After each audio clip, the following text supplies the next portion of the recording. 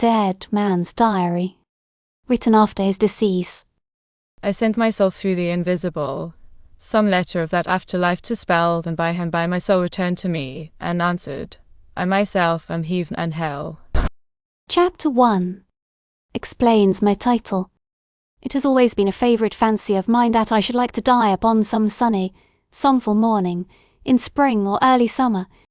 The thought of dying in the night, of finding this thin and aerial something, which I have learned, my soul, being driven remorselessly nightward, as Adam and Eve were driven from paradise, the seeing it in imagination, a spectral, unsubstantial shadow of myself, flitting shivering out into the black-wombed darkness, and fumbling with filmy hands that it might clasp the closer around it the warm familiar robe of flesh, only to find, the robe fallen away for ever. This thought, I must confess, fills me at all times with an abhorrent loathing and dread. To look up by night at the cold glitter of the stars, and to fancy my disembodied spirit winging its weary way thereto, through fathomless leagues of void and voiceless ether, causes me ever to shiver, and to turn shudderingly to earth again. But the thought of passing peacefully away upon some sunny, summer morning seems less like dying than like stepping out of doors to be among the birds and the butterflies. Then the heaven of my hopes would not seem so very distant after all, and oh, how much more heavenly and homelike would that heaven appear did I but know it to be this side of the stars, and my first entry into the dim and shadowy realm of the spirit world would seem the less strange and unfamiliar for my having to pass out on my way to it through the fields, the flowers, and the sunshine that I love so well. To me, however, in the utter solitude of midnight waking, and in the scarcely less utter solitude of day dreaming in the midst of men, the thought which ever most oppresses me in the contemplation of death is not so much the unknown which lies beyond, as the thought of its awful loneliness, the thought that human faces may shine on my face, human hands lie clasped in mine, and human voices bear me company up to the very boundary line of that still and silent land, but that when that boundary line is once reached, all these must fail and forsake me, and I must turn to face the unknown darkness naked, desolate, and alone. But why do I allow my thoughts, you say, to brood thus morbidly upon death and the death moment? I will tell you. Because I who now write to you have safe only in the last and uttermost giving up of the spirit, being for some narrow space of time dead, because on me there once fell that thin and impalpable veil which cuts off, as by a wall of vast and impenetrable night, the dead one from those whom he leaves behind. The facts of the matter are simply these. Some years ago I became seriously ill, grew worse day by day, and was pronounced dying, and finally dead. Dead I apparently was, and dead I remained to all intents and purposes, for the greater part of 2 days, after which, to the intense and utter astonishment of my friends and of the physicians, I exhibited symptoms of returning vitality, and in the course of a week or two was convalescent.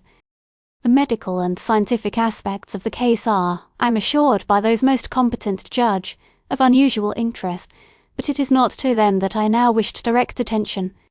It is rather to that dim borderland betwixt life and death, wherein a spirit hovers on uncertain pinion, as if hesitating whether to return to the body it has lately tenanted, or to wing its way to the shadowy heights of the world unseen. Where, during those 20 hours, I would ask, was my soul, ghost, or life principle? Had it passed into some intermediate spirit realm, there to await till the Father of Spirits should command it either finally to quit the mortal habitation in which it had so long found a home, or to return thereto till such time as he should call it to himself? Or was it still hovering over the body, struggling and striving to free itself from the fetters which bound it to that which, without it, were but a senseless and inanimate clod?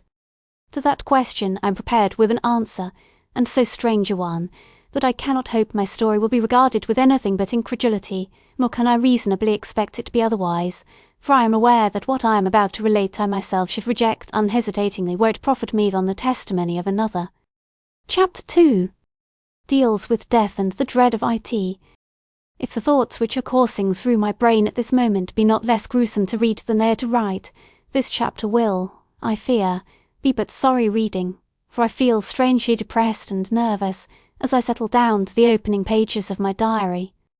The wind is raging and roaring outside until the stout walls of the house seem to rock and sway like tree-tops, and the sudden gusts and squalls make my startled heart bound and beat faster in my bosom, and turn me sick with a sense of loneliness and of loss.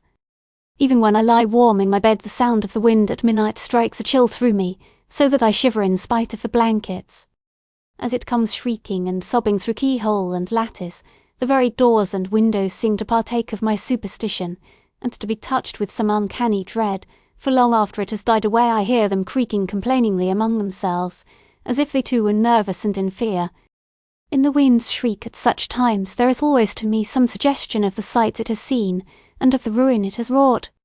I seem to see, as I listen to its wailing, a weary moon that looks out white and wan upon a bleak heath, where a dead woman lies straining a living babe to her milkless breast, or upon a waste of hurrying waters, that heave and roar and hurl themselves in huge billows upon one desolate figure, clinging despairingly to a broken mast. And then there is a sudden lull in the storm, the moon is hidden by clouds once more, and the infant's wail, the strong man's cry, and the shriek of the wind, gloating in savage exultation over its ghastly secrets, die away into a distant rumble, and all is still save the beating of my heart, and the stealthy creaking of door and casement. Even as I write I can hear its wailing so die away in the distance, and I seem to see it crouching, still and quiet and panther-like, yet ever gathering itself together, and creeping nearer and nearer, so that it may take me unaware, and in one sudden bound sweep down upon me, as an eagle swoops upon his prey, and bear me the way to destruction. Listen to it now. Whistling, wailing, shrieking like a live thing. Is it any wonder, on such a night, and with a sound in the air like that of innumerable lamentations, that I feel strangely conscious of the near approach of death, and cannot dissociate my thoughts? The knell, the shroud, the mattock, and the grave, the deep damp vault, the darkness, and the worm. For I do fear death, as I believe we all do in some moods. Notwithstanding our reiterated beliefs in Christ and in immortality, notwithstanding our prayers, hymn-singing, and heartfelt declarations of our trust in God, and in His care for us, are there not moments in the life of each of us when the human nature within recoils in dumb and desolate protest from the thought of an existence in which the body will be left to decay? We think at such times of our own death and burial. We picture the mourning coaches setting out, with solemn pomp and pageantry of woe, to bear us away to our last earthly resting place. We see them drive back briskly now, and as though the grief were left behind with the coffin to the darkened house, and we see the mourners alight and re-enter to draw up the blinds with a sigh of thinly disguised satisfaction, and to turn with a natural if humiliating relief to life and the things of life again. And as we think of the darkness coming on, and of that deserted body of ours, which had once so craved for light and warmth and human companionship, lying, in the first awful night of desolation, away out under the sod in that dreary cemetery, we can almost fancy that we see the uneasy soul, restless even in heaven, stealing sadly to earth again, and hovering, for very companionship, over the forsaken mound that covers its ancient comrade. So, too, there are moments of midnight waking, when we lie on our bed as in a grave, and feel the awful thought of death borne in upon us with unutterable, intolerable horror. Then the darkness which shuts out those objects that in the daytime distract the attention of our outward eye, and of our mind, serves only to make our mental vision doubly keen, and to concentrate all our faculties, as to one inward focal point of light, on that hateful thought. Then do we seem to feel the earth rushing swiftly on its way, as if eager to hurry us to our own dissolution, and then do we stretch forth impotent hands and vain, striving hopelessly to stay it on its course. Yet ever is our striving of none avail. Death, hideous and inexorable, stares us in the face a wall of vast and impenetrable night, which closes in upon us on every side. We gasp and choke as though some bony and cruel fingers lay clutching at our throat. Is there no way? We cry, with hearts strained unto bursting. Is there no way by which we may escape the inescapable? No loophole through which we may creep and elude this black and grisly thing? But from the hollow womb of night comes back the sullen answer. Escape there is none. And then, like doomed criminals who snatch greedily at a day's reprieve, we thrust the ghastly thing away from us and strive to distract our thoughts in folly. Chapter 3 deals with life and thus of IT or has no direct bearing on story.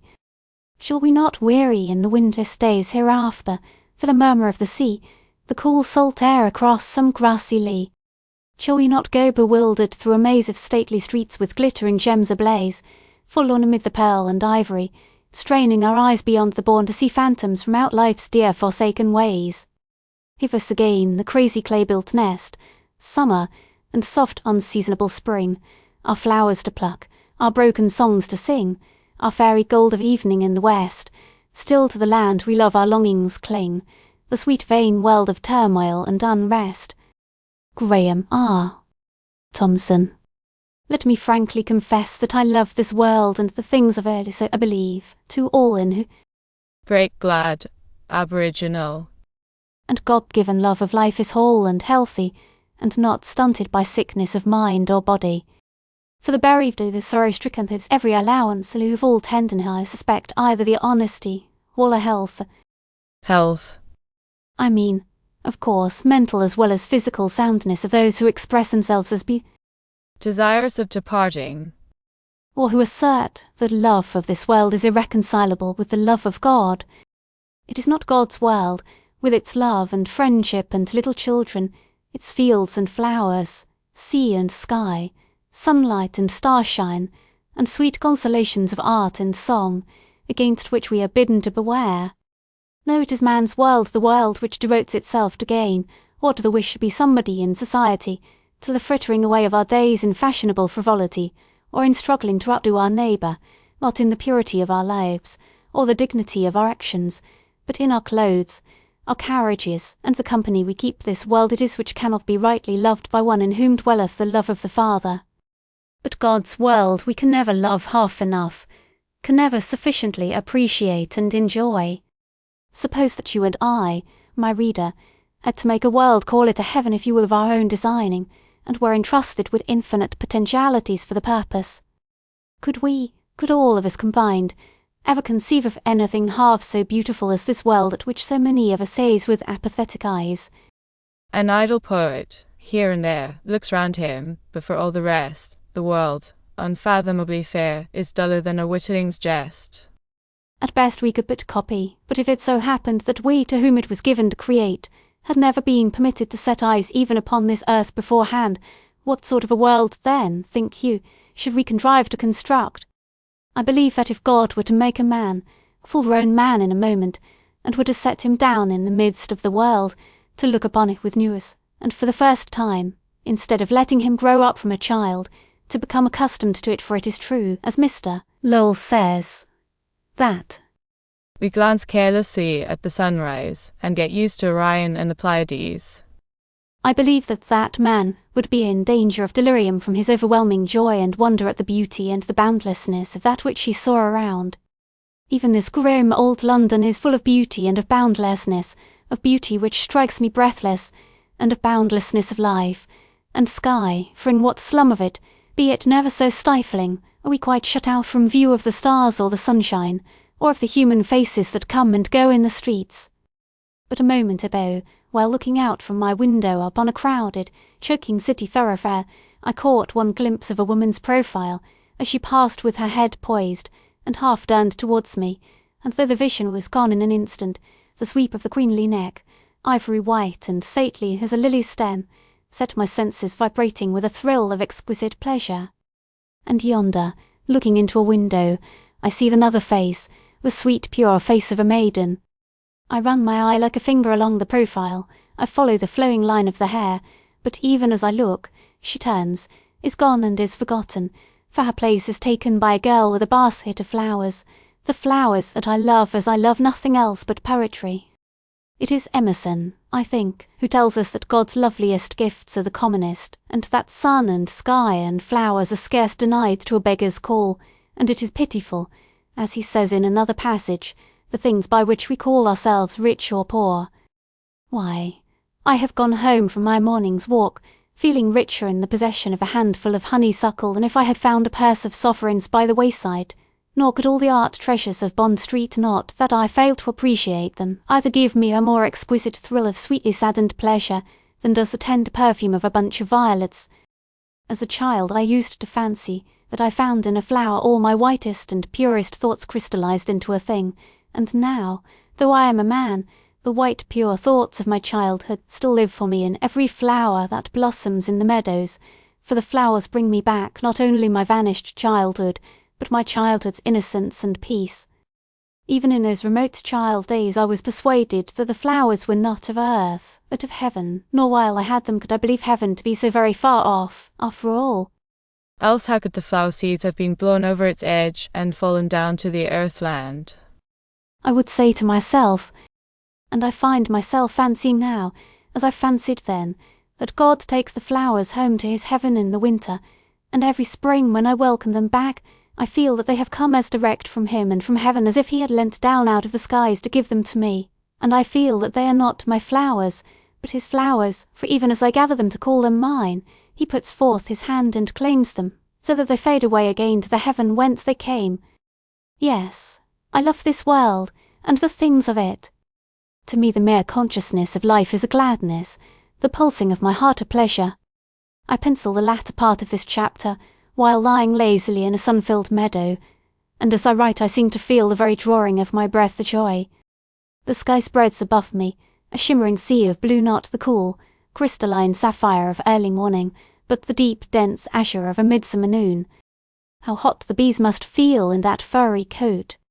As I lie here, basking in the sunlight, and watching the buttercups dancing and dipping above the grass, like golden banners amid an army of green-bladed bayonets, I do not wonder that the poor bees keep up a dull droning hum of monotonous murmuring.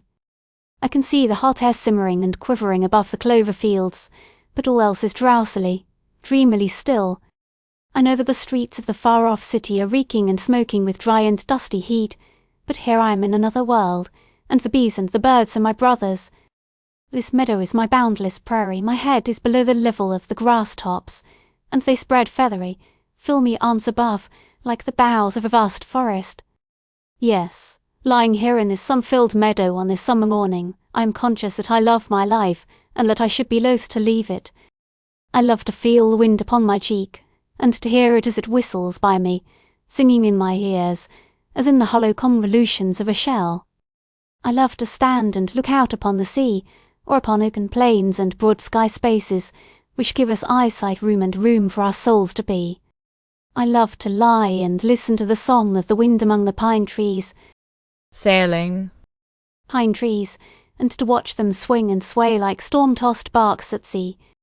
I love to see the rook beat up against the wind, and poise and hover and soar, and slide down upon the edge of the blast with rigid blade-like wings that shear the air like a knife. And while I watch him cut the ether in circles as full and fair as the curves of a woman's bosom, I think of him less as a bird than as some winged artist of the heights, who delights in flowing line, and grace of form and feature, and I too feel buoyant and airy, and to my very limbs is lent the lightness of his flight. I love, too, the companionship of those who love the things that I love my spiritual brethren and fellow-worshippers, for, to my thinking, the lovers of art, music, nature, poetry, or of religion, all of them in one attitude of mind, and are animated by one and the same spirit. I call it the worshipping spirit. It may body itself forth in the homage love of the musician for harmony, in the artist's worship of sensuous beauty, or, highest of all, in the adoration of Christ and of that which is spiritually perfect, and yet all these loves are not many loves, but one love, for they are but different expressions of one and the same spirit. Hence to turn from a chapter of St. John to a sunset, a sonnet from Wordsworth, or a picture by Botticelli, is to me not unseemly, but natural, for each of these arouses, in different degrees, one and the same emotion, and that emotion has its source in one and the same worshipping spirit. I love also travel, change and adventure. I love the Botticellis, the Fra Angelicos and the Leonardo of our own princely National Gallery, not the less, but the better for an occasional ramble in the Louvre, or among the galleries of Holland or Italy. I love the life, the stir and bustle of our London streets, but I love, too, the old-world rest and repose of Bruges or of Bern, and many a time have I lingered the long day through in the antique streets of Antwerp, listening to the sweet uproar and sylvan wrangling that ripples, cloud-born and wind-wafted, from where the stately belfry soars lark-like above the world.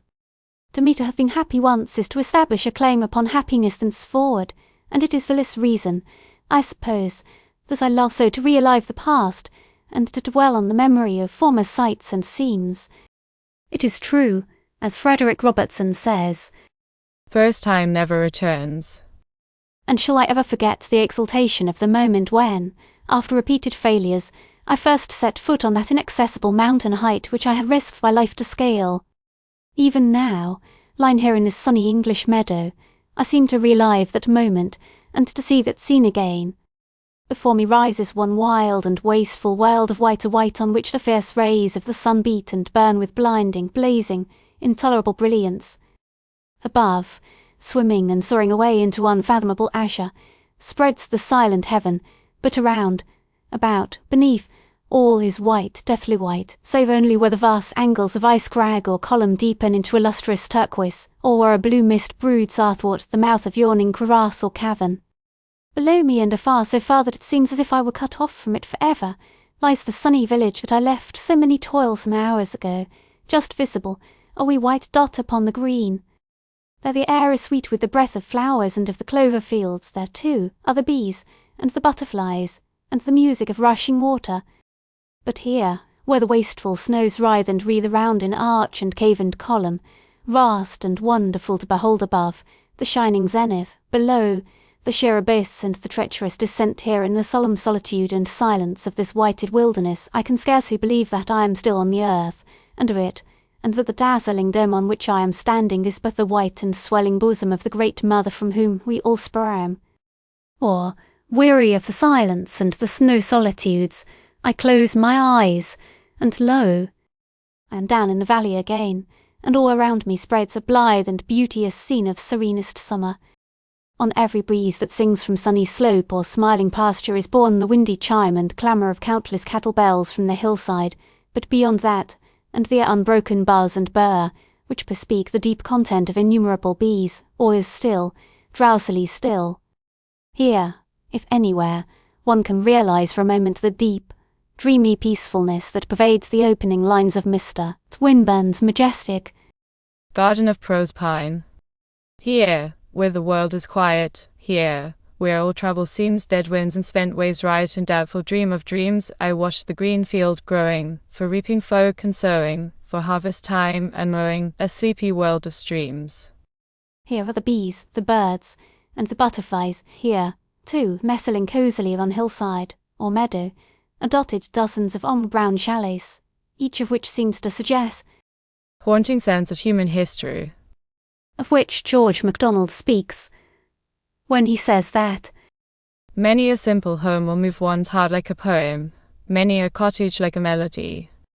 And now there is a change in the picture, the drowsiness and the dreaminess are gone, and there is the free, fresh sense of motion, and of the open. In my ears is the journeying music of the diligence music, which despite its jingle never becomes monotonous, for every now and then the horses toss their heads to shake off the too persistent flies, and sprinkle the air with spray of silvery sounds. The road winds along the mountain path overlooking a lake, and the mirroring of sunset fire upon the surface of the water, the cool clear crystal of the blue depths, that swim away below, the purple distance of the farther hills, fast shrouding in light-drawn mist, and lastly the solemn splendour of that sky-hung, soaring summit, brooding like a presence athwart the skies, all these make up a scene upon which I am never weary of dwelling, and which I dearly love to recall, a scene of such indescribable loveliness as to leave me at last bowed and breathless, sad with the whole of pleasure. I thought, when I penned the last paragraph, that I had made an end of telling you of my love of life and of the things of it, but that half-line which I have quoted from Rossetti's most beautiful sonnet sets me thinking of another love of which I have not yet spoken. Need I say that I mean the love of music? Not only of the music, which is like soft hands stealing into ours in the dark, and holding us fast without a spoken word, but also of those sobbing, soaring strains, which sound as sadly in our ears as does the wintry flittering of dead leaves upon a withered bough. To those who feel that every ray of morning sunlight which strikes across their path calls them to a higher and holier living, to whose hearts the pure petals of a primrose are as a silent reproach against their own impurity, to whom a glint of blue sky, gleaming out between rain-beaten treetops, is as an aspiration towards a loftier, lovelier life, to whom the very wind, as it sings from the gates of morning, cries, Clean. Clean. To such, I suppose, music must ever contain less of joy than of sadness, if, indeed, it appeal not with a pleasure which cuts to the heart like a pain. It is to them as if an angel from heaven had cast, for one passing second, upon a cloud screen drawn across the soul, a vision of what they might be, of what they were meant to be, and of what in God's good time they may yet become, and as if at the very moment when the spirit was pouring itself forth in one unutterable cry of longing after the divine beauty of that ideal, there rose before them the shadow horror of what they really are. Chapter 4. I die. I pass on now to tell of my death moments. The room in which I died was the room in which I had been born. One half of it was my bedroom, and the other half that near the window was my study. There I had done all my work, and there were my books and papers. There, too, grouped around the walls, were portraits of the men and women who seemed to me sometimes to be more myself, as Emerson puts it, than even I am, and who are nearer to me and dearer to me, many of them, than are some of those who sit daily with me in the household. I mean the portraits of my favourite writers. I do not know whether the literary associations of the room had any. Heart, probably, they had in determining the current of my thought. I remember that, during the first few hours of the morning preceding my death, I found my mind running on poets and poetry. I recollect that I was thinking chiefly of Rossetti, and of the fact that he was haunted, as he lay dying, by passages from his own poems. Not that I saw or see any cause in that fact for wonder, for I can recall lines of his which I can believe would haunt one even in heaven. Those of my readers who fail to appreciate in its fullness the saying or Diana of the Crossways, that in poetry, those that have souls neath their fellows, or that of the Saturday Review, there is an incommunicable magic in poetry which is foolishness to the multitude, may think this an exaggeration. Ah, well, they are multitude, the more pity for them, and can never understand how the soul is stirred by a simple sentence in the godlike language of Shakespeare, or is as irresistibly swayed as a tree's in a whirlwind by a single stanza from Swinburne, how the magic witchery of a couplet by Keats can bring tears to the eyes, or how the tender grace of a line from Herrick can set, the senses vibrating with an exquisite thrill of joy. Nay, I could indicate sentences in the diamond-pointed prose of George Meredith, pellucid sentences, crystal clear and luminous as the scintillations of Sirius, and for all their judicial poise and calmness emitted like the Sirius scintillations at a white heat, which affect me in a similar way. There are few other writers of whom I could affirm this with the like confidence, but Meredith's thoughts have crystallized into a brain-simulating prose every sentence, of which is a satisfying mouthful to our intellectual hunger, which is sometimes pure poetry. Poetry is to my diary, however, and in fact to all I think or say, what King Charles's head was to Mr. Dick's memorial, and it is time I returned to my narrative. The possibility of a fatal ending to my illness had never occurred to myself or to my family, until that ending was nigh at hand, and so it was that death came upon me in every way unawares. I remember my father bending over me, and asking gently if I knew that I was dying, and I recollect looking up to whisper back, "No, is it so?" and receiving his sorrowful response. It was too late then for me to do more than recognise the fact as a fact, for my brain was so strangely affected that I was utterly incapable of following out the fact to its result.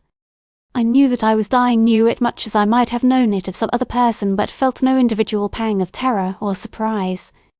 This state of indifferent acquiescence in that which was about to occur was followed by a sense of regret at having to leave a volume which I had in hand unfinished, and then, with the ruling passion strong in death, I found myself endeavouring to find fitting words to describe my sensations. It is so with me ever and always. Art and poetry have become such realities that I cannot take them up and lay them aside at pleasure, but must needs bear them with me whithersoever I go. I carry my poetry with me to bed and to breakfast, and I can sit and write, or carry on a conversation, with the consciousness of Mr. Lang's latest ballad or Mr. Theodore Watts's last sonnet, running like an undercurrent in my mind. I am perpetually striving to fix in language the fleeting colours of sea and sky. I can never listen to the trickle and purl of a brooklet tinkling over its pebbly bed, without making diligent search in my vocabulary for a word, the golden word which seems most to babble and to blab of water. As surely as I find in Wordsworth's poems a background of sky and mountain, just as surely do I find in mountain and sky an echo of Wordsworth's song. To me, too, the sonnet which rises involuntarily to my lips, as I gaze out upon the deep, is as much a part of the scene before me, as is the sun or the sand upon the shore, and I have come to feel with Mr. Lowell, as if a sunset were. Like a quotation from Dante or Milton. And that, if Shakespeare be read in the very presence of the sea itself, his voice shall but seem nobler for the sublime criticism of ocean. I was telling you that as I lay a-dying, I found myself endeavouring to find fitting words to describe my sensations. At this point, however, the train of my thoughts was disturbed, and I recollect a slight reawakening of my old characteristic irritability at the interruption by the entrance of a sister who had come from a distance to see me. I remember slightly lifting my head to speak to her, and then glancing round the room to see if all were present. Yes, close beside me, and with his head bowed over his hands, sat my father, and round about the bed were gathered the remainder of the family.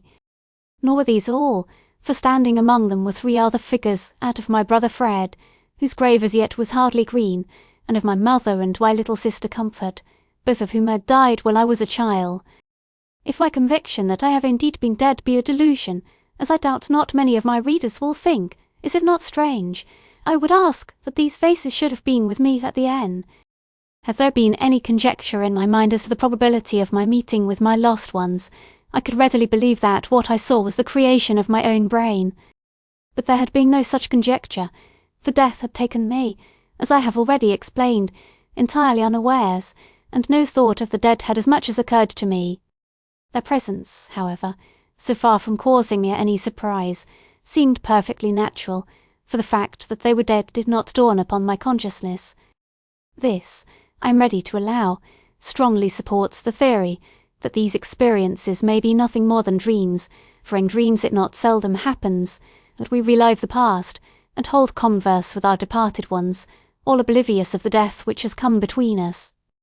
It may be so, I admit, but in my heart of hearts I cannot think it, for if all that I have to tell be but a dream, then does it seem to me the strangest dream ever dreamed by man. Moreover, with these 3 figures was a 4th figure which at first had escaped my notice, and it is the presence of this figure in the room which is to me most unaccountable. My mother, when I first saw her, was standing at the foot with my dead brother, and just looking over her shoulder to the serve my father's grief, and gently rounded a way of sitting, and with a caress of infinite pity stooped down as if to whisper in it. It was then that I saw for the first time that she held by the hand a little child whom I had never seen before, but across whose face, as he looked up at me, there flitted the phantom of a resemblance I could not catch. I remember that even then, brain benumbed and dying as I was, I wondered who that little child could be, but there dawned upon me no shadowy suspicion of the truth, and I passed away with that wonder unremoved. I think now, nay, I am sure that I know who the child was. It was my brother James John, the oldest of the family, who had died before I was born, and whom, in this world, therefore, I had never seen. I have little left to tell of my death, for nothing else occurred of any moment, and I am resolved to confine myself strictly to facts. I remember that immediately after I had seen my mother, and while I was wondering who the child she held by the hand could be, there came over me the strange and sudden sense of loss of physical loss, I think it was, as though some life element had gone out from me. Of pain there was none, nor was I disturbed by any mental anxiety. I recollect only an ethereal lightness of limb, and a sense of soul emancipation and peace, a sense of soul emancipation, such as one might feel, were he to awaken on a sunny morning to find that all sorrow and sin were gone from the world for ever, a peace ample and restful as the hallowed hush and awe of summer twilight, without the twilight's tender pain. Then I seemed to be sinking slowly and steadily through still depths of sun-steep, light-filled waters, that sang in my ears with a sound like a sweet sad sobbing and soaring of music, and through which there swam up to me, in-watered vistas of light, scenes of sunny seas and shining shores where smiling isles stretched league beyond league afar. And so life ebbed and ebbed away, until at last there came a time, the moment of death, I believe, when the outward and deathward setting tide seemed to reach its climax, and when I felt myself swept shoreward and lifeward again on the inward setting tide of that larger life into which I had died. Chapter 5 is of an explanatory nature only. When the first rough draft of this diary was lying on my study table, there called to see me, at a time when I chanced to be out, a certain novelist who is an old and intimate friend of mine. He was shown into the study to await my coming, and, on my return, I found him amusing himself with these papers. Of the reality of my death experiences, which he persistently refused to regard as other than dreams, I had never been able to convince him, and I was not surprised therefore when, after the conversation turned upon the work each of us had in hand, he referred to my booklet in his usual sceptical tone. "My dear fellow," he said, laying one hand upon the offending manuscript, "I haven't the slightest intention of disputing the truth of your statements, or of denying that your diary has a certain unwholesome interest of its own, but seriously, I don't think fiction is altogether in your line." No satire in yours. I replied. But what have you to say against the thing now? "This, He answered, more evidently in earnest, that you haven't scored as you might have done, but have let slip what opportunities you had for turning out something original." Letters from hell which, by the by, you must expect to be charged with imitating, though that needn't trouble you much, was confessedly a work of pure imagination, and I shouldn't be surprised if the fact helped somewhat to lessen the interest of the volume. Now your book has just enough shadow of probability or possibility to sustain the delusion, and all that will tell in its favour. The public likes just as Dick's frivolous Marchioness did to make believe in the reality of that which is meant to interest it, and books or plays can't be too lifelike or realistic nowadays. You have made believe until you have brought yourself to believe in the reality of something which I can't think ever happened, but that isn't my business. What I complain of is this, that although you have a story to tell with sufficient shadow of probability or possibility, as I have said, to make it interesting, and to keep up the delusion, you have failed most lamentably to turn your opportunities to account. Take your death scene, for instance. Any practical writer of ordinary ability could imagine the sensations of dying, and could draw a far more powerful picture of them than you have done, who profess to have actually experienced those sensations personally. Then what you have to say about heaven and hell, and all the rest of it, is curious, and some may think it not uninteresting, but you haven't given us any idea of what the places are like, after all. Why didn't you draw on your imagination, man? Why didn't you go in for the grim, and grey, and ghastly? Why didn't you revel in the weird never-mind Mr. Lang's abuse of the word, or conjure up blissful dreams of the blessed and of paradise? I know a dozen men who could have made twice as much capital, and far more saleable copy, out of that idea of yours about a man dying, or nearly so, and then coming back to relate what he has seen, as it appears from the standpoint of frail mortality, and I tell you frankly that I don't think you have scored as you ought to have done. But what has all this, says the reader, to do with your diary? We are willing to hear what you have to tell about your experiences, but we didn't bargain for an article setting forth the opinion of your friends on the subject, and we can't help thinking that the introduction of this chapter is somewhat uncalled for. Well, perhaps it is so, but it is because the conversation given above touches upon some points concerning which I am anxious that the reader should come to a right understanding before he enters upon my after-death experience, that I have inserted it here, and if a very few minutes' indulgence be granted me, I will say what I have to say as briefly as possible. I could, sure, by drawing a little on my imagination, have written a far more striking description of the sensations of death than that which I have given in chapter, for of such description, in the sense of working a situation, there is absolutely none. All that I have tried to do is to relate my story, with a resolute avoidance of anything akin to the sensational. If aught of the sensational there be in the narrative, it is because the thing is sensational in itself, and not because I have attempted to make it so. As George Eliot says, it is far easier to draw a griffin, with wings and claws filled in according to our own fancy, than to correctly limn the outlines of a lion, and to keep to the truth has been the hardest part of my task. When the mental picture or impression left on my mind is but an imperfect one, I have not attempted, as I might easily and perhaps pardonably have done, to fill in the missing outline from my imagination, but have given the picture or impression for what it is worth, and have left it so. My memory is, generally speaking, excellent, and during the first few hours of consciousness after the return of vitality, the recollection of that which I had seen was as fresh as the events of yesterday. Within a week, however, I found that the greater part of it had gone from me, and that all my efforts to recall the mental pictures were unavailing. I have sometimes wondered if it can be possible that when my presence was missed from the realms into which I had so untimely wandered, some angelic messenger was dispatched with instructions to wipe out from the tablets of my memory the records of my experiences.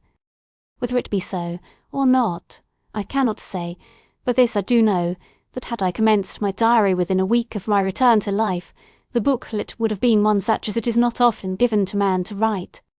The subject, however, seemed then, and for a long time after, too solemn to be turned to account. Poppy. And each of the several years, which have elapsed since I died, has taken with it some part of the recollections, have remained to me, and now that I have all too tardily set about my task, I have but blurred and broken reminiscences to offer in place of a lifelike picture. These reminiscences, vague, disconnected, and fragmentary as they are, I have given for what they are worth. If any reader think that I have overrated the value of my experiences, and that I have failed to verify the promise with which I started, I can only assure him that the failure is due, not to the insufficiency of what is strange and striking in my experiences, but to my inability to recall what I have seen, and to my incompetency to do fitting justice to my singular subject. Chapter 2 C'est Humor so tells of my first awful awakening in hell, of the shameful sin which brought me thither. The expense of spirit in a waste of shame is lust in action, and till action, lust is perjured, murderous, bloody, full of blame, savage, extreme, rude, cruel, not trust, enjoyed no sooner but despised straight, past reason hunted, and no sooner had past reason hated, as a swallowed bait, on purpose laid to make the taker mad, mad in pursuit and in possession so, had, having and in quest to have, extreme, a bliss in proof, and, proved, a very woe, before, a joy proposed, behind, a dream. All this the world well knows, yet none knows well to shun the heaven that leads men to this hell. Shakespeare's 129th Sonnet. Time, which is the name we give to our petty portion of eternity, has no existence in that eternity which has been defined. Lifetime of the Almighty.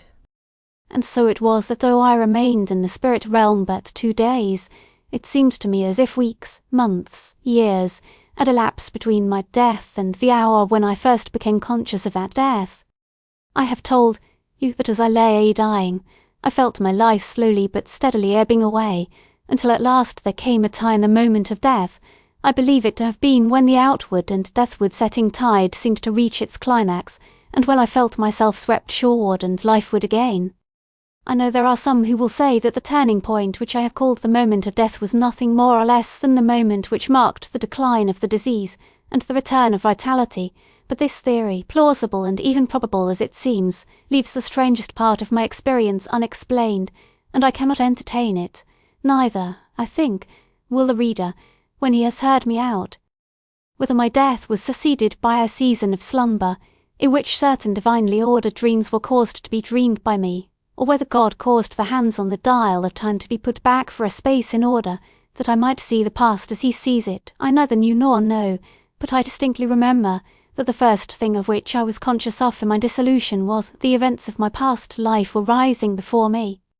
Yes, it was my past life, which I saw in that awful moment, my past life standing out in its own naked and intolerable horror, an abomination in the sight of God, and of my own conscience. The hands on the dial of time went back half a score, and finally 1.25 of years, and once more I was a young man of 21. The chambers in which I was then living were situated in one of the well-known inns of Holborn, and the housekeeper of the wing where I was quartered was a widow, who, with her daughter Dorothy, a girl of 17, resided on the premises. As it was Dorothy's part to wait upon the occupants of the chambers, she had occasion to come to my room several times in a day, and I could not help noticing her loveliness, which, indeed, reminded me not a little of my favourite Greuze picture. When I first knew her she seemed maidenly and modest, but was vain beyond a question, and her manner to the opposite sex was shy and self-conscious, with occasional dashes of an artless and even childish coquetry which was most bewitching. By this girl I was irresistibly and fatally fascinated. I was young, susceptible, and singularly impressionable to female beauty, whilst the loneliness and the monotony of the life I was leading were in themselves elements of considerable danger, and to make matters worse, it was only too evident that Dorothy was not indifferent to my admiration. As I knew that it was but the fascination of form and feature which attracted me, and that nothing but mischief was likely to come of such a passion, I strove my hardest to steel myself against her, but fate seemed adverse, for one summer evening while I was sitting in my study, waiting for a friend, there burst over London the most fearful thunderstorm which I have ever witnessed. The lightning was so vivid and the thunder so terrific, that even I, who am by no means nervous about such things, felt strangely moved and unsettled, and I was not a little glad, therefore, to hear what I took to be my friend's knock. When I went to the door, however, I found that it was not he, but Dorothy, and that she was white with fear, and trembling from head to foot. "Oh, sir," she sobbed. "Mother's out, and there's no one else in but you, and I'm so frightened that I can't stay by myself. If you'll only let me be here till she comes back, I'll be very quiet and not disturb you in any way." Knowing my weakness and her great beauty, I had up to that moment studiously refrained from allowing so much as a wandering glance to rest on her, but I could not avoid looking at her now, and I remember that her eyes, bright and pitiful and beseeching, "Her bosom's gentle neighbourhood," and the very consciousness of her presence as she stood before me, set my heart beating so wildly that it was all I could do to refrain from taking her in my arms then, and about telling her forgive the profanation of a holy word. "Love." The virtuous determination to be on our guard against some besetting sin or constitutional failing comes to us generally, not during a moment of temptation, when we are most in need of such a moral reminder, but after the event, and when the determination is too late. But on this occasion I heard the inward monitor speak out a timely warning, and that with no uncertain tongue. By great effort I nerved myself to my accustomed control, and though I knew Dorothy would think me churlish and cruel, I told her coldly that she had better go downstairs and wait the return of her mother. The words had scarcely time to pass my lips, I doubt, indeed, if she could have heard them, before they were lost in a terrific thunder peal, following almost instantaneously upon a blinding flash of lightning. It had been better for both of us, as I have often since thought, if the flash had struck us dead as we stood there, for, with one cry of passion and fear, and calling me by my name, my Christian name, in a tone that none could misinterpret, Dorothy flung her arms around me, and the next moment I found myself pressing her to my heart with a fierce and almost savage exultation, and telling her, amid a score of burning kisses, that I loved her. Almost immediately afterwards we heard the opening of doors, which indicated her mother's home-coming, but not before Dorothy had time to tell me in return that she too loved me, and had always done so. And then she slipped from my arms, and tripped away with tumbled hair and flaming cheeks to join her mother, turning as she reached the door to look back, with a shy smile, and to say innocently and unsuspectingly enough as I knew well that the room directly over mine was her own, and that she often lay awake at night listening to my restless pacing to and fro, and wondering what could keep me up so late. Of the hellish thought which rose in my heart as I listened to the thought that she would not refuse me admittance to her room should I seek her there that night she could have had no suspicion, for it was a thought of which, at any other time, I should have deemed myself incapable. I remember that I did not fling a hateful suggestion from me, as I should have done an hour earlier, although, passion-maddened as I was, I recoiled from it, and vowed that I would never entertain it. But I brooded over the horrible idea, and sketched out how easily it might be acted upon, were I the foul thing to do it, which I still declared to myself I was not. Had I risen in trembling horror, and thrust the vile conception from me, she and I might even then have been saved, but I let it enter and take up its abode in my heart, and from thenceforward I strove to drive it forth in vain. Oh! In God's name, in the name of love and truth and purity, when any such evil or impure thought so much as casts the shadow of its approaching presence on your soul, then, in all the strength of your manhood, arise and thrust it out, ere it be too late. Argue not, delay not, listen not, but hurl the loathsome whisper from you as though it were some poisonous reptile, and bid it be gone for ever. From the moment that I gave audience to that messenger of Satan, hell and its furies laid hold on me. Sometimes I seemed to be gaining ground, sometimes I seemed to be recovering my balance of mind. I will do the right. I cried. I will not be guilty of this accursed thing. But even as I strove to fix my feeble purpose to the sticking point, some moral screw seemed to give way within me, and I felt that purpose ebbing away like life blood from a fatal wound. At last the struggle seemed to cease, and there was borne in upon me a sense of peace, deep and sweet and restful. I know now that it was but exhaustion consequent upon the strain I had endured, that it was nothing more than the inevitable reaction from the high soul tension to which I had been subjected. To me, however, it seemed as the very peace of God, and as a sign from heaven, and lulled into a false security, I let my thoughts wander back to dwell again upon the temptation. Need I tell the remainder of my story? Need I say that my passion had but simulated defeat, as passion often does, in order that it might turn in an unguarded moment, and rend me with redoubled fury? The next moment I saw my last gasping effort to will the right sink amid the tempestuous sea of sinful wishes, as a drowning man sinks after he has risen for the third time, and deliberately thrusting away, in the very doggedness of despair, the invisible hand which yet strove to stay me, I rose and sought the room that I had prayed I might never enter. You may wonder, perhaps, how it is that I am able to recall so vividly the circumstances of an event which happened many years ago. You would cease so to wonder, had you seen, as I have seen, the ghost of your dead self rise up to cry for vengeance against you and to condemn you before the judgment seat of God, and of your own conscience. For this was my first glimpse of hell, this was my day of judgment. The recording angel of my own indestructible and now God-awakened memory showed me my past life as God saw it, and as it appeared when robbed of the loathsome disguises with which I had so long contrived to hide my own moral nakedness. Sin looks much more terrible to those who look at it than to those who do it, says the author. Story of an African farm. A convict, or a man who drinks, seems something so far off and horrible when we see him, but to himself he seems quite near to us, and like us. We wonder what kind of a creature he is, but he is just we ourselves. It was so indeed that I had thought and wondered. I had read often of adulterers,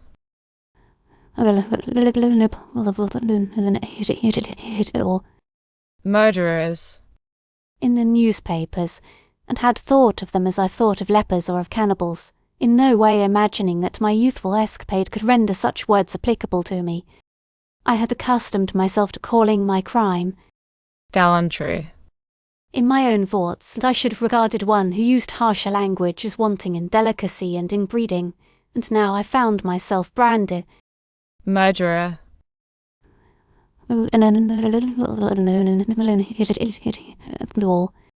deducer, to all eternity.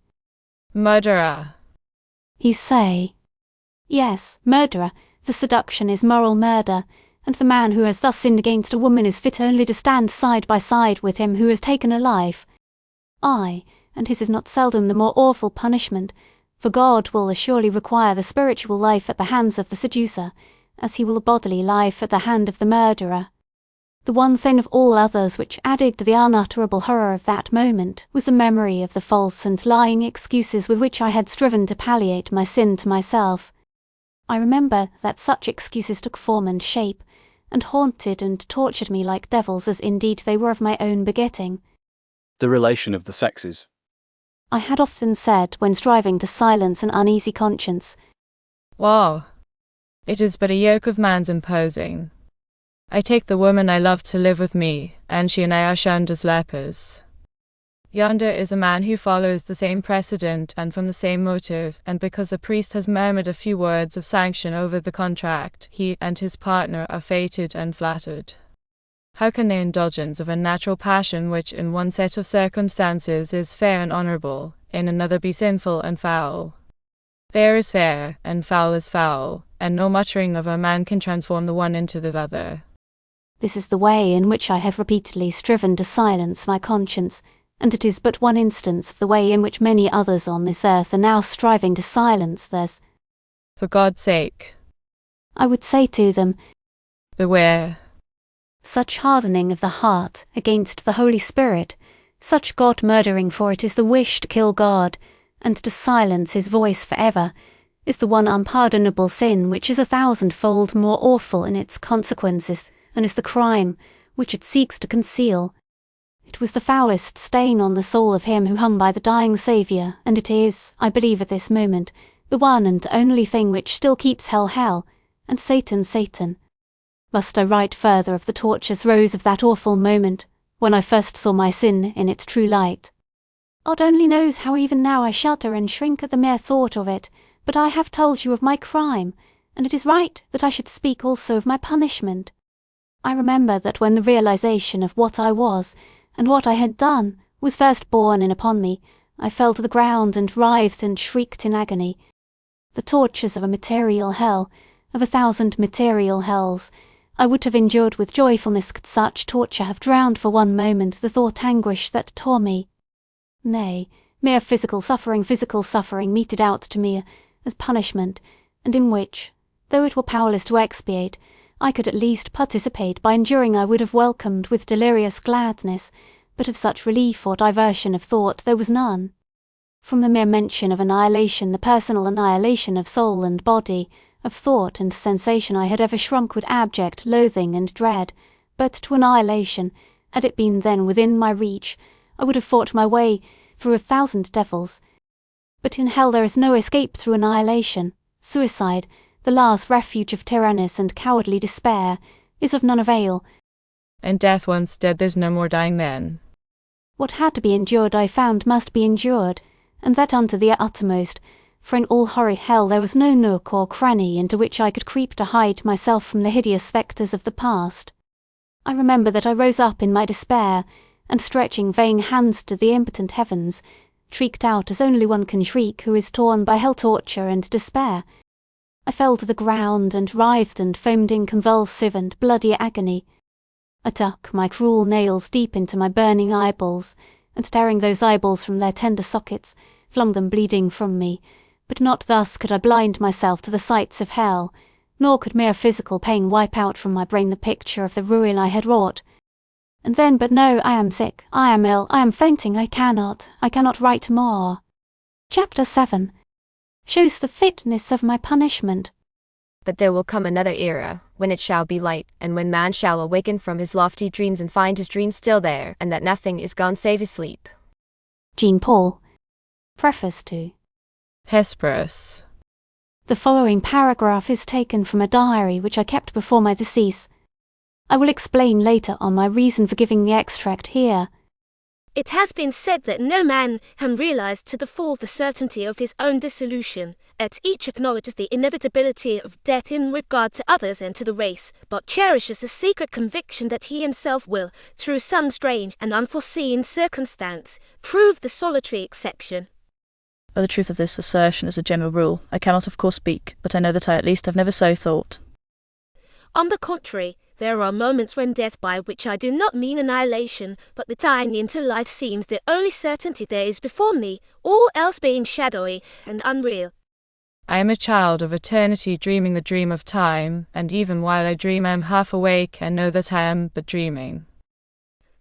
Life is to me not poetically only, but positively a dream, and unsubstantial. The world is a dream, things and persons are but dreams, and exist for me only in my thoughts of them. My self-consciousness becomes awake, and I look in and down upon myself with a wonder as fresh and novel as if the mystery of my own existence had never caused me wonder or surprise before. I stretch out my hand, as an infant does, and open and shut the fingers, and ask myself who I am and what I am doing here. I tell myself my name, and I see that the hand, the body, and the clothes that I look down upon have a strangely familiar aspect, but the name conveys no meaning to me. The familiarity is but the familiarity of an oft-dreamed dream, and is, I know, but the sign that I am still dreaming. I look out each day upon the face of the earth with as much wonder and surprise as if I was some newcomer thereon, and were opening my eyes upon it for the first and only time. Upon London, and the life of it, though I passed half my days within the sound of St. Paul's, I gaze and wonder as upon some dream pageant, with ever-increasing awe. I look up upon that ample dome, large looming, and brooding like a presence athwart the skies, until its surroundings and itself and those who come and go in the streets are to me as unsubstantial as a city visioned in a dream. So supremely conscious am I at such times that we are such stuff as dreams are made of, and our little life is rounded with a sleep. That were I, while this mood is on me, to open my eyes one morning and find that all this present world and its dream creations had passed away for ever, there would hardly stir in my heart one momentary thrill of surprise, for I should but sigh and say, "Ah, then, at last it has come, and now I am asleep no longer." what the awakened life for which I am waiting will be like, I know not consciously, but something there is within me that does know, and that has a dumb and articulate knowledge of it, like the memory of a dream which we have not all forgotten, yet cannot all recall. That it will be life, I am sure, life which, though all being in ample cycle and vaster sweep than this life, is yet on one and the same plane with it, and in no way separate and distinct. Nay, even now this dream world would seem to be surrounded and ensphered by the waking one, even as time is but a parenthesis in eternity, for there are realities in this unreal existence, flowers and faces, love and poetry, and the morning and evening skies, which have to me no part in this perishable world, but which torment me ever with invitations to their own inaccessible home. I have transcribed this extract from my earlier diary, not because I think there is anything in it worth preservation, but because I believe it very aptly illustrates the suitability of the punishment meted out to me in hell to my own peculiar temperament. I was one of those who lived only in thought. The world is a dream, I said. Things and persons are but dreams, and exist for me only in my thought of them. Hence to make my punishment a thought, to confront me with the memory of my crime and of its consequences, and to leave me thus hell-haunted by the cry of an awakened conscience, was to inflict a torment upon me 1,000-fold more terrible than material pain. To those, however, who think with Heine that mental torture is more easily to be endured than physical pain, I have a word to say. When I was in hell, I saw there the souls of men and women whom I had known in life, and I learnt something of the nature of their sufferings. Unlike my own, that punishment was, in many cases, not mental but physical, and to those who are incapable of realizing what agony a thought can bring, let me say that hell has too its bodily punishment, and punishment from which there is no escape. Make an unexpected discovery in hell, and meet with an old acquaintance. The servant said unto him, Wilt thou then that we go and gather them up? But he said, Nay, lest while ye gather up the tares, ye root up also the wheat with them. Let both grow together until the harvest. Matter. Stund of fight on is an 28, 29, 30. I come now to what I think is the strangest part of my story. When anyone dies, I had been told in childhood, he goes to one or the other of two places, either to hell or to heaven, according to whether he has been a good or bad man.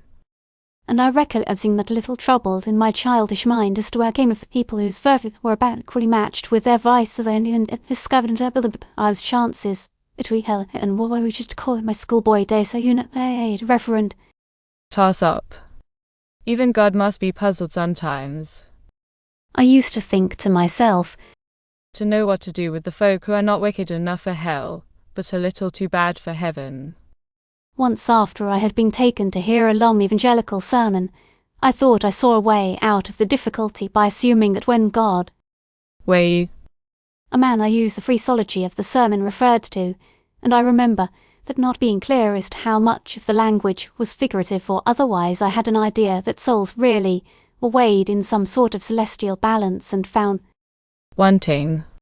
He turned the scale in the sinner's favour by pouring in some of the blood of Christ. I can recall, too, that for a day or two I went about fancying myself quite a juvenile theologian, until the conviction that even God must draw the line somewhere set me thinking, that a good many folk would thus be consigned to the bad place for doing that which was only a very little more wicked than was done by those who were admitted to the good one.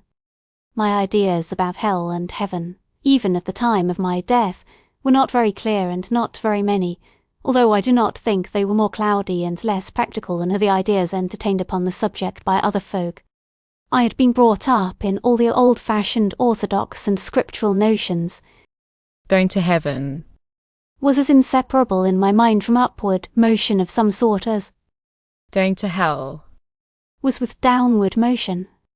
Each of the places was a separate and distinct one, the former being situated, according to my belief, somewhere in the direction of the zenith, while the latter I localized in the bowels of the earth, and connected in my thoughts with fire and darkness. Now let me give the results of my experiences, premising only that in regard to what I have to say about the afterlife, it must be understood that I am speaking only of that antechamber of the spirit world that in some sense purgatory, as I am half inclined to hold it, into which I have had admittance. My experiences, then, are briefly these. The good and the bad are not parted, but exist together as they exist here, and heaven and hell as separate places have no existence. I will tell you how I first came to discover this. I have said that after my change in the spirit world, that which we call the is spoken of as change, I woke to find myself in hell. And I ought perhaps to add that I used the word as indicating a state of mental or physical suffering, in my case the former, and not with any local significance. Even in hell, however, there are moments when the intensity of the suffering is, for a narrow space of time at least, relaxed, and when the anguish-stricken spirit is mercifully allowed a temporary reprieve.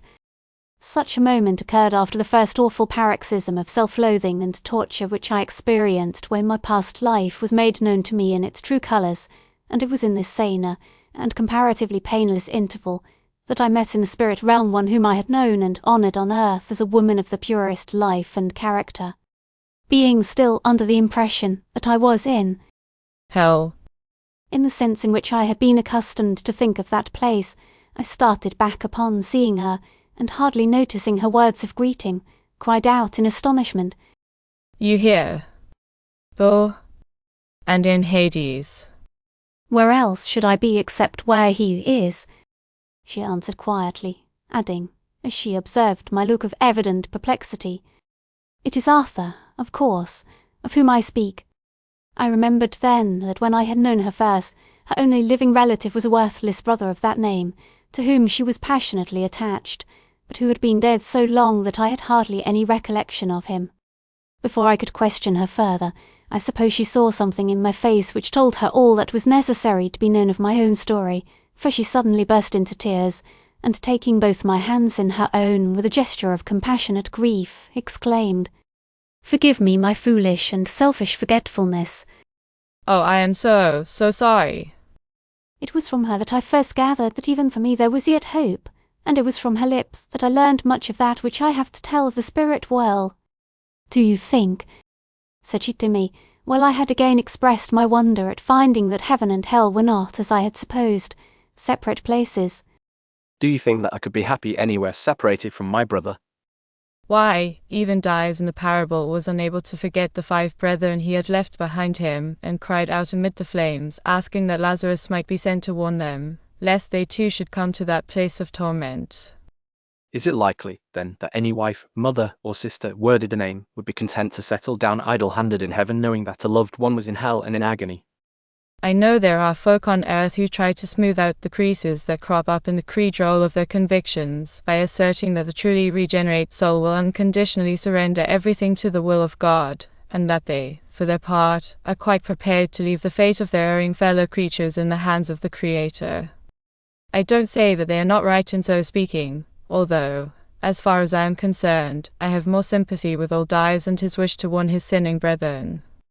But how are we to know what is the final will of God in regard to one's fellows? When we are satisfied that a man who has fallen into the water is dead, we may not unnaturally conclude that the will of God, as far as this world is concerned, is that he should come to an end by drowning, and we must bow to that will, but as long as we can see the kick left in him, we feel that we must do all we can to bring him round again. Isn't that natural? I suppose I must have manifested some surprise at the plainness of her speaking, for after glancing at me for a moment with an amused smile, and with a twinkle of her old humour, I mean that kindly eye twinkling of humour, which is not far removed from the trickle of a tear-drop, and which, for all her piety, had been a noticeable element in her personality, she said, as if in reply to what was in my mind, No, I don't speak like a sanctified spirit, do I? I was a little taken aback by her question, but answered that I was somewhat surprised at the homeliness of her speech, but was glad to find the death had left her old personality unaltered. Of course it has. She answered, My personality is just the old personality of my earth life, and I should not wish it to be otherwise. To awaken after the change, which you call death, only to find that one's personality had been transformed into that of another person, no matter how excellent that other person might be, would not be immortality, but transmutation. But you were about to ask me a question concerning my brother before we got upon the subject of personality. She continued, You didn't put your question into words, but your looks expressed it, and thoughts cannot be concealed in the spirit world. Yes, I said, I had a question to ask you, and it is this. You know how surprised I was to find that heaven and hell are not, as I supposed, separate places. now what is God's reason for allowing the good and the bad to exist together here, as they do on earth? Is it because he shrinks from breaking up the old family life as it must be broken, if right-doers and wrong-doers be set apart, and because he would still use the influence of the good to reclaim the evil? Even that. she said, I cannot tell you, for I am a mere child in his kingdom. I do know that many of heaven's noblest are engaged, as I am, in striving to stir up souls to repentance, but whether our efforts to save the sinner from his sin after death are of any avail, I cannot say positively, for it has not been given me to know. We are told that after his death our crucified Lord preached to the spirits in prison, and although the theologians will explain it all away for you if you will let them, I believe that he came here to hell in search of the so-called lost, and I don't think I can be doing anything opposed to his will, in trying all I can to save my brother. When you are now on earth together, she continued, after a pause, you once sent me a copy of the Contemporary Review, containing an article written by Dr. Knighton. The name of the article was Conversations with Carlyle, and the writer related one conversation in which I was very much interested, and which I have often thought of since. I read it so many times that I think I can remember it word for word. I was going to tell you about an Indian poem which someone sent me translated, said Carlyle. I think it was called the Mahabharat. It describes 7 sons as going off to seek their fortunes. They all go different ways, and 6 of them land in hell after many adventures. The 7th is of noble seed, he perseveres, fights his way manfully through great trials. His faithful dog, an ugly little monster, but very faithful, dies at last. He himself, fainting, and well-nigh despairing, meets an old man, Indra disguised, who offers to open for him the gates of heaven. But where are my brothers? Yes. Are they there? No, they are all in hell. Then I will go to hell too, and stop with them unless you get them out. So saying, he turns off and trudges away. Indra pities him, and gets his brothers out of hell. The 6 enter heaven first, the 7th stops. My poor faithful dog, Says he, I will not leave him. Indra remonstrates, but it is useless. The faithful dog, ugly as he was, is too well remembered, and he will not have paradise without it. He succeeds finally, Indra relents, and lets even the dog in. But, sir, added Carlyle, there is more pathos about that dog than in 1,000 of our modern novels, pathos enough to make a man sit down and cry it almost. Yes, I said, I remember the story well. I wonder what old Carlyle would say about it now. Have you ever seen him here? Or Emerson? Or Richter? Or Robertson of Brighton? Robertson? she answered. As yet I know only one of the many circles into which the spirit world seems naturally to resolve it, but I suspect that if you and I could see where Robertson is, we should find him infinitely nearer to the father heart of the universe, and might at least can for countless ages ever hope to attain. What do you mean by circles? I said. Am I to understand that there is a kind of sifting and sorting process going on, by which each human soul is, on its arrival here, assigned a fitting place and level among his or her spiritual fellows? I don't know that I should express it quite in those words. She answered, although I cannot think just now of a less clumsy way of putting it, but there is some such gathering of like to like as that of which you speak. The majority begin, as we did, in this lower circle, and remain here until they are fitted to move onward to a higher sphere. Others take a place in that higher sphere immediately, and some few are led into the holy presence straightway.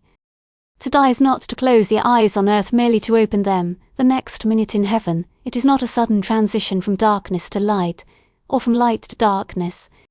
No, it is a slow and gradual awakening, for no human soul could bear so sudden a shock.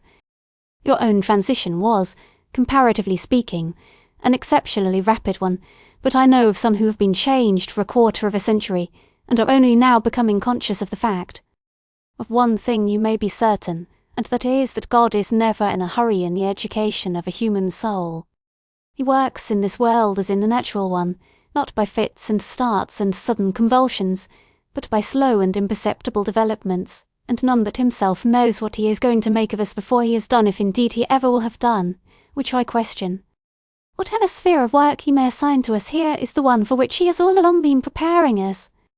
Our Saviour told the disciples that in his Father's house were many mansions, not one big one where they were all to dwell together, but many mansions, and that he went to prepare a place for them, and you may be positive that he would not so have spoken were not some individual preparation necessary. I do not know in which of these mansions of the blessed Frederick Robertson, of whom you ask, is now dwelling, but you must not think because his spiritual circle is far removed from mine that all communication and companionship are cut off between us. On the contrary, he is often, very often, here, and I have not seldom held soul communion with him, and felt his spirit near to me. This circle, however, is but the outer edge of the spirit world, only one step, indeed, removed from the life of the earth and of the body, and I don't think we are capable yet of understanding the finer distinctions of spiritual companionship. And then her voice seemed to sound to me like the voice of one in the far distance. I felt the darkness closing in upon me on every side, and knew that my hour of punishment was again at hand. Upon the details of that punishment it would serve no good purpose again to dwell, and if in the next 2 or 3 chapters I make only a passing allusion to my subsequent sufferings in Hades, the reader must understand that it is not because those sufferings had in any way ceased to be, but because I wish to put more prominently forward the singular facts in regard to the condition of others, which came to my knowledge during the time of my sojourning in the spirit world. That these facts were not without their own influence in bringing about the change in myself, hereafter to be described, will, I think, be apparent to all, but that change I shall not attempt to trace out, step by step, to its ultimate development. It is of what I saw and heard, rather than of what I endured, that I now come to speak, and although my recollections are all too disconnected and fragmentary, I give those recollections just as they still linger in my memory, and without attempting to follow too closely the narrative of my own personal doings in Hades. Sight none. I see some strange sights in hell, and am favoured with something, the nature of a sermon. They eat and drink and scheme and plod. They go to church on Sunday, and many are afraid of God, and more of Mrs. Grundy. It is a long time ago since religion first took to preaching at the world, and now at last the world has grown wearied of it, and has taken in her turn to preaching at religion, and in this verse by Mr. Locke Lampson she has a text which is sternly, trenchantly, grimly true in its satire. I know there are folk who affect to be scandalised of what they consider an irreverence, but I for one can recall no sermon in which the worldliness and the worthlessness of many so-called Christians have received as terrible a rebuke as they have in these lines by a writer of Vers the Society. I will tell you why I have introduced this topic into my diary. When I was in hell, I saw one there whom, save for his averted looks and pitiable endeavours to escape my observation, I should probably have passed unnoticed. He was one of those at whom the verse I have quoted is directed. His pitfall in life had been nothing more vicious than vanity. He was a coward who was so blind in his cowardice that he feared God less than he feared Mrs. Grundy, and who, in order to secure the approval of man, had not scrupled to do that which he knew was hateful to his Maker. His life had been a living lie. Love of approbation was so strong in him that he was never happy except in perpetually posing and in endeavouring to pass himself off for that which he knew he was not. And with what result? That he had spent his days in preparing for himself his punishment. The one and only aim of his existence had been to win the approval of others, and, lo! One morning he awoke in Hades to find himself the despised of the despised and the laughing stock of the very devil. He had so pandered to his love of approbation that it had grown at last into a disease, and I saw few more pitiable sights in my wanderings than that of this wretched creature slinking shamefacedly through hell, and wincing, as from a blow, at the glance of every passer. Of all vices none is so vindictive to its wretched victim as vanity. It is continually craving for the wherewithal to gratify its insatiate appetite, whilst growing but the hungrier for a meal. The very clamorousness of its demands not seldom defeats its own purpose, for sooner or later it is sure to be discovered none of us honour the man whom we suspect, Jumpy. to gain our good opinion. Of the power which vanity may acquire over a human soul, I read lately an awful instance. We are told that the last emotion visible on the face of Panzini, the French murderer, as he stood waiting to be dispatched into eternity, was a simper of gratified vanity, and what share vanity had in bringing him to that scaffold only he who reads All Hearts can tell at being the prominent object of interest to so large and distinguished an assembly, and that as he was about to step with blood upon his soul into the presence of the great avenger. Men create their God after their own image, says Mr. Stigand in his Life of Heine. And it is a fact that the conception of God changes with the manners and morals of a people. To our Puritan forefathers he was a just but awful judge, who, from his home in the vast abysses of space, kept an unwinking watch upon us, his creatures, and, with eyes of telescopic minuteness, noted every breach of his commandments, in order that he might visit it with a fiery and fearful vengeance. That man-created God is no more, he is dead, and another God reigns in his stead, but in our natural reaction, from the conception of the vindictive God of past generations, we have come, in these days, to lose sight of the fact that our God is a chastening one. Not only have we turned a deaf ear to the thunders and the threats of old-fashioned orthodoxy, with its talk of everlasting punishment and lakes of brimstone, but many of us pooh-pooh the thought of a hell at all, and speak of God as though he were a good-natured and weakly indulgent parent, on whose leniency we might lightly presume, forgetting that unrepented sin never can and never must go unpunished. It was in this contemptuously indifferent way that one whom I knew well on earth was accustomed to speak. He was a man of free and open disposition, with a perfect genius for friendship, but his life would not bear too close an inquiry. I remember his being warned in my prayers of the punishment which Mr. Wethergall was pursuing, at answering, as I had in him answer, that even if he were on the road to hell indeed, such a place existed, which he was inclined to at least the consolation of knowing that plenty of good fellows were bound for the same destination, and that he was quite sure that he should feel more at home among the sinners in hell than he should among the saints in heaven. Well, when I was in hell, I saw a sight though which is worth recording as an example of the ingenuity of the devil in apportioning to each person the punishment best fitted to his individual case. I say, of the devil, because I learned that he has a part under certain restrictions and by divine permission in the imposition of necessary chastisement, and he is therefore an unwitting worker in the kingdom of heaven. He has indeed been such a worker from the beginning, for in spite of his serpent-like cunning and subtlety, he was the first fool, and will be the last. The acknowledged and ancient enemy of God, he is and has been playing into the hands of the Almighty for ages, and among all fools none is so simple a fool as he. The sight, then, to which I have referred was that of a desolate plain, low-lying and unlighted, and in the centre of it there roamed one who called out ever and anon, as if in search of a companion, but to whom there came no answer save the distant echo of his own cry. A more lonely and lifeless spot I had never seen. The silence which brooded over the place seemed sometimes to oppress the forsaken wanderer like a presence, for, With a half-affrighted and despairing cry, he set off at a panic-stricken run, as if seeking to escape this silence by flight, but, notwithstanding his haste, he made, I observed, no progress, for he was but moving round and round in one continuous ring. Of this, however, he seemed unaware, for once, while he passed near me, I heard him cry out as if in despair, Is there no living soul in all this void and voiceless desert? and, as he hurried by, and I caught a sight of his face, I saw that it was the face of the man who had said that hell would not be hell to him so long as he and his boon companions were together. Another former acquaintance that I met there interested me even more. He was a man whom I had always regarded as deeply religious, and his presence in hell, by which I mean as one who was undergoing punishment, was to me the greater cause for surprise. What is it? I said to him. That brings you here? Not impurity, surely? And I cannot think of any other reason. No, He answered, It is not impurity, for that was never one of my failings.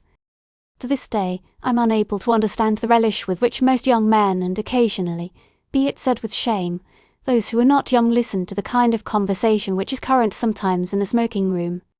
We hold our handkerchiefs to our noses when we pass a place where there is an unpleasant odour, and turn hastily away if we come upon a repulsive sight, and impure talk affects me always as does a disgusting object or a nauseous smell. You are surprised at finding me here in hell, because you have always believed me to be one who thought much and felt deeply on religious subjects. But you forget that to have religious feeling and to act upon religious principle are in many ways distinct. There are men who, though they are naturally incapable of lofty thought, would scorn to do anything immoral or mean, and, on the other hand, there are men who feel intensely on all religious subjects, who pray fervently and often, sing hymns with eyes streaming with tears of heartfelt earnestness, and yet their actions are not seldom unworthy, and their lives will not bear too close an inquiry. There is no self-delusion more fatal, as Mr. Lowell has said, than that which makes the conscience dreamy with the anodyne of lofty sentiment, while the life is grovelling and sensual. It is a delusion which bids a man close his eyes lest he see where he is going. It comes to him with its harlot beauties daintily draped in the robes of an angel of light, and sings hymns before the very gates of hell. It is because I am one who so deluded, or who tried so to delude himself, that you and I meet here today. We set out together with the broad path and the narrow path before us. You, by one fatal and irrevocable step, swerve to the broad path from the narrow, and that single step plunge you headlong and hopeless into this abyss. And I appeared to myself and to others to be walking in the narrow way, and yet, by the making of continual divergences, so trifling as to seem of but little or no account, I find myself eventually in the same awful abyss that you are in, and on a level fully as loathsome as your own. Though I have committed no such crime as you have committed, I was, in the petty details of my daily life, habitually untrue, and so the time came at last, in which, with every desire to serve God faithfully and to follow the dictates of conscience, I found that the power to make my will subservient to my wishes had slipped unnoticed from me. Habit has the strength of a giant, for good as well as for evil, and the will to do right on every occasion is as much a matter of training as is mere physical strength. The man who is habitually untrue in small things cannot, even though he wish it, do right in great ones, any more than the man of untrained muscle can, by a mere exercise of volition, lift weights which would try the practiced athlete. The only way in which to become Christ-like is not to endeavor to feel so, not to seek to arouse sentiment or emotion as drunkards fly for strength to stimulants, but to make Christliness the persistent and unconditional habit of our lives. We must learn day by day to resist the first rising of a desire to do, or to say, or to think, that which we know diverges by the 100th part of an inch from the path which conscience would have us to walk. And we must so school ourselves that we can, by sheer force of will, rise above the mood of the moment, so that we act not by impulse or by inclination, but by conscience. He stopped, and, reading my thoughts, said, in reply to them, yes, there is, indeed, something grimly humorous in my setting up to preach to others, but it cost me my hope of heaven, and a lifetime, to learn the lesson, and God knows I have it by heart at last. One more illustration, and I have done. Let us suppose that you and I are standing on the deck of a ship which is steering straight for a certain haven, and that you put your hand on the helm and shift her a fraction of an inch from the line on which she is running. The angle at which you have swerved from that line may be so utterly infinitesimal that it might be measured by a hair's breadth, but let that angle be carried out to its ultimate destination, and you will be borne miles and miles away from the harbour for which you are bound. Remember, then, when next you are called upon to make choice, be it in ever so trifling a matter, between good and evil, between obeying conscience or disobeying her, that you are choosing in that moment between hell and between heaven, not for today, this week, or tomorrow, but for eternity.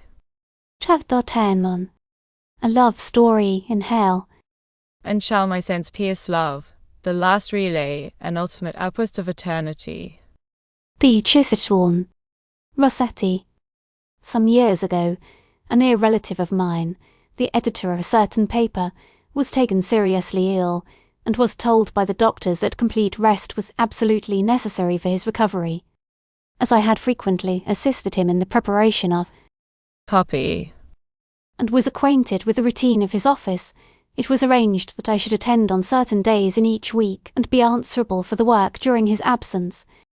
The journal was one which was made up largely of extracts from other papers, and my duties consisted less in the selection of original matter than in the more prosaic plying of paste-brush and scissors, but the number of manuscripts received was large, and for a week or two at least I tried conscientiously to give each separate packet something like fair consideration. I remember that the very first manuscript on which I was called to pronounce judgment was one entitled The Strange Confessions of a Bachelor.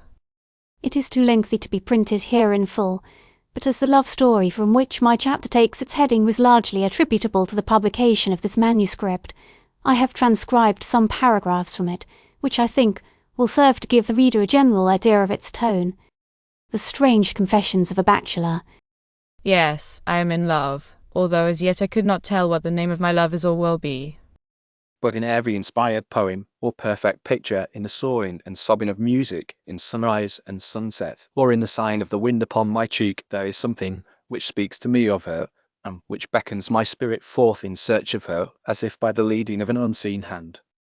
And sometimes, but only in my dreaming, musing moments, my thoughts, as they wander forth into the blue expanse around me, take colour and shape, and I see her standing by a tiny cot in a cosy room where the warm firelight flickers on walls gay with pictures. I see her bend with eyes that brim with tears of blessing to fold two dimpled hands together and to listen to a baby voice which whispers after hers the hallowed words to our Father in heaven. And as the little voice dies away into the holy hush of the last Amen, and the little lids droop like the petals of a primrose over the tired eyes, my dream picture changes again, and I am rambling among the walks I love so well, but no longer alone, no longer wrapped in melancholy musing, for now trudging cheerily along with hand clasped fast in mine and face upturned to listen, now darting bird-like aside in search of fly or flower, their journeys ever with me, my little son and hers. We wander merrily through that sunny stretch of meadow, the children's meadow, as we call it, where the grass grows lush and long, and where the blithe day through the skylark ever sings and soars. We cross the stile and enter the shady shelter of the Lover's Lane, dark, as it always is, with the dense green of overarching ash and hazel, and then we reach that sunny, wind-swept and sloping hillside, where he and I love to linger, watching the slow sailing of stately clouds above, or listening to the tinkle and purl of the brooklet which ripples over the pebbles in the valley far below. In the joyous wonder of the child heart beside me at all that is beautiful in this beautiful world, I forget the books and the making of books with which my brain is busied, and when the first flush of rapture is over and the little brain has sobered into calm, I tell my boy of the brother Lord who loves him, and who was once such a little child as he, and of the dear Lord Father by whom all that is beautiful was made. The writer of the Confessions then goes on to speak of love, and of the woman he loves, but as his concluding paragraph will sufficiently serve to give an idea of his thoughts on the subject, it is hardly necessary to quote the passage in full. Yes, I love her truly, and she too loves me, or will. It is not blind love, or foolish idolatry. She knows all my faults, the pitiful paltriness of my life, the selfish acts and foolish words, the vanity and the vice, she knows them all, and yet she loves me, not them, but the true me which these faults cannot altogether conceal from her, for she knows that they are not my life, but the trouble of it. So also is my love for her. I love her not only for her present self, but for the sake of the self she is seeking to be the self which in some measure indeed she now is, for that which in our truer moments we have striven to be, the ideal upon which our eyes are ever fixed, to which no matter how sorely we may have sinned against it in the struggle of the day, our thoughts return at night with but the more unutterable if despairing longing and love that in some manner we are and shall be, notwithstanding our ever-recurrent failure and sin. I do not ask or expect that she shall be always true to her high ideal, for I know that to none of us is it given to walk with unfaltering feet. I remember, too, that she is no angel, but a woman with womanly weakness and human faults, for all of which I am touched with true and tender sympathy, to love her not the less, but the more. But that she should have such an ideal, and be capable of such an aim for that reason, if for no other, I must love and honor her with the deepest love and honor of my soul. I am not so blind as to suppose it will be all summer and sunshine in a life which she and I will, I hope, one day lead together. I know my own evil nature too well not to be aware that there will be times when she will find it hard to prevent love being turned into loathing and confidence into contempt, and I think, with sinking of spirit, of the sore disappointment she will feel when she finds what a shabby-souled commonplace creature her husband is compared with the being into whom her love had idealized him. At such times of despondency, however, I try to remember what Miss Muirlock has said about wedded life and who has written more helpful words than she. I would of every woman marry, she says, not merely liking a man well enough to accept him as her husband, but loving him so wholly that, wedded or not, she feels she is at heart his wife, and none other's, to the end of her life. So faithful that she can see all his little faults, though she takes care no one else shall see them, yet would as soon think of loving him the less for these, as of ceasing to look up to heaven because there are a few clouds in the sky. So true and so fond that she needs neither to vex him with her constancy nor burden him with her love, since both are self-existent and entirely independent of anything he gives or takes away. Thus she will marry neither from liking nor esteem, nor gratitude for his love, but from the fondness of her own. If they never marry, as sometimes happens, God will cause them to meet in the next existence. They cannot be parted, they belong to one another. These are helpful words, and true, but there is a passage by poor George Eliot, alas for that adjective, which to me is still more beautiful, and with which I cannot do better than conclude. What greater thing is there, she says, for two human souls, than to feel that they are joined for life, to strengthen each other in all labor, to rest on each other in all sorrow, to minister to each other in all pain, and to be one with each other in silent, unspeakable memories at the moment of the last parting. I was interested in this article as well as in the writer, and asked him for further contributions. He responded by sending a couple of sonnets. Swing of his arm Was, to quote Rossetti, free in prose than in verse. I accepted and printed them in the journal of which I had charge. When I came to know him afterwards, I found that he was young, and of that highly strung, nervous and poetic temperament which often proves little less than a calamity to its possessor. A more morbidly sensitive being I never met. The emotional part of his nature seemed in excess, felt all as well as the great, the pleasant as well as the painful intensely. His nervous vitality was too near the surface. He was easily worked up, and took life, or rather its incidents, too seriously.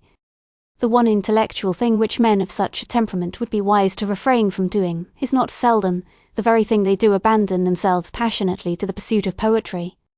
After that there is little hope for them. The world may be the richer by many a work of art, but from thenceforth and for ever sorrow will have them for her own. Poetry strikes as nothing else does, deep into the roots of things, says Elizabeth Stuart Phelps. One finds everywhere some strain at the roots of one's heart. Moreover, the pursuit of poetry is a practice which as surely grows upon one as does the use of drug or opiate, and my advice to the men and women of a highly strung and supersensitive temperament, if they wish to make comfort their first consideration, is avoid poetry as you would poison, making instead a study of that which is animal and coarse. Music and all other softening influences you will, in accordance with the contention of Plato in the Republic, deliberately eschew, striving rather to acquire that delightful pachydermatous condition of feeling and enviable indifference to the susceptibilities of others, which add so immeasurably to the comfort of life. However, to return to the writer, The Strange Confessions. the number of the journal containing his article had not been published more than a couple of days before I received a letter signed by a lady who was unknown to me, asking that I would favour her with the address of the contributor. I replied, of course, that I could not do so without his permission, but that if she wished to be put into communication with him, and would send a letter addressed to the office of the paper, it should be duly forwarded.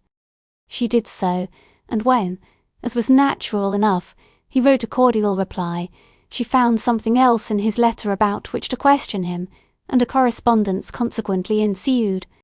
Whether she was or was not a heartless and accomplished flirt I never knew, but if ever a woman deliberately set herself to win, and as subsequent events showed to break a man's heart, it was this lady. I learned afterwards that she was very beautiful, and as she herself wrote occasional tales and verses for the magazines, it was not to be wondered at that my contributor should be greatly interested in her epistles.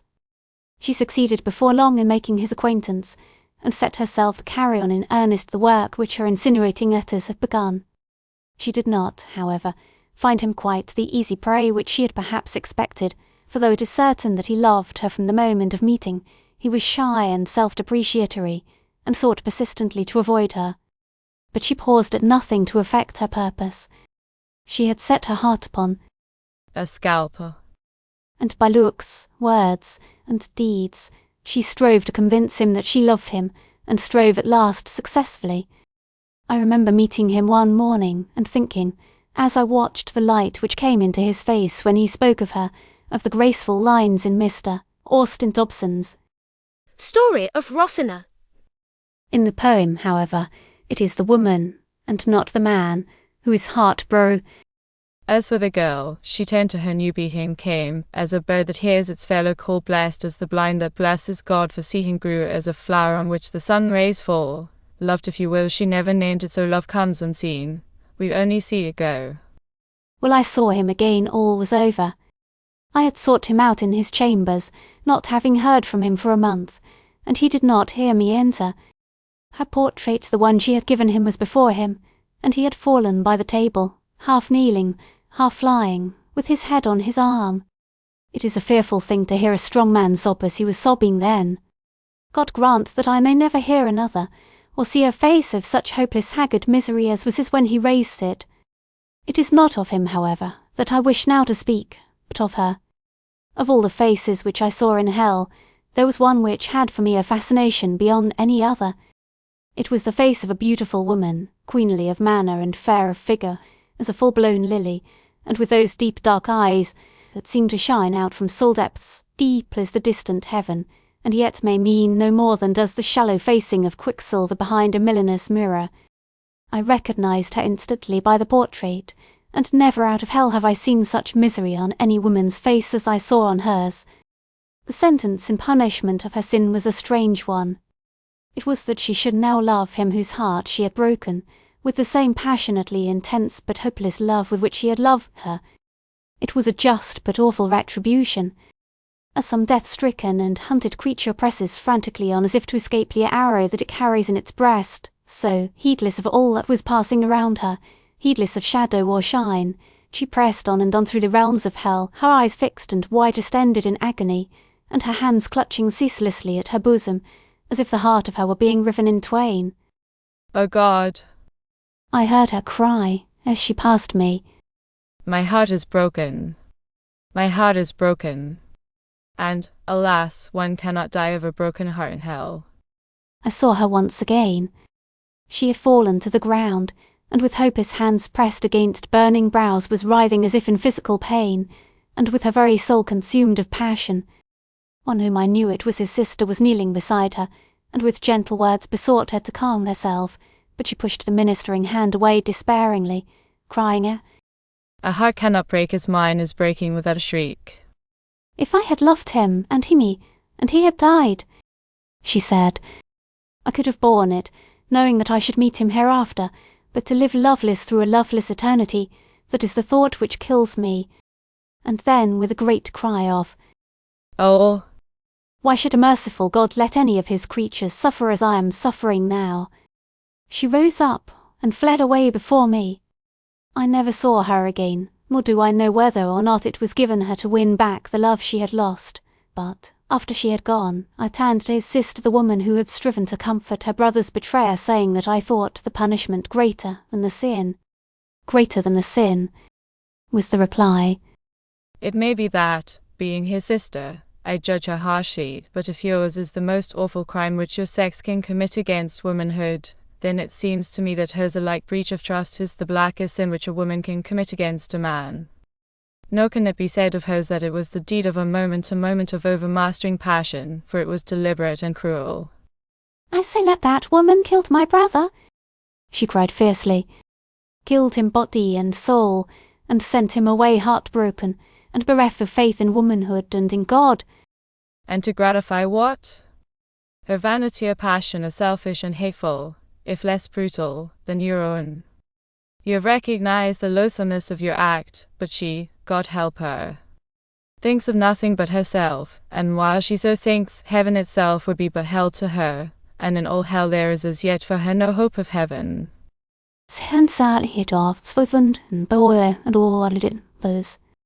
The mystery of the dead who die.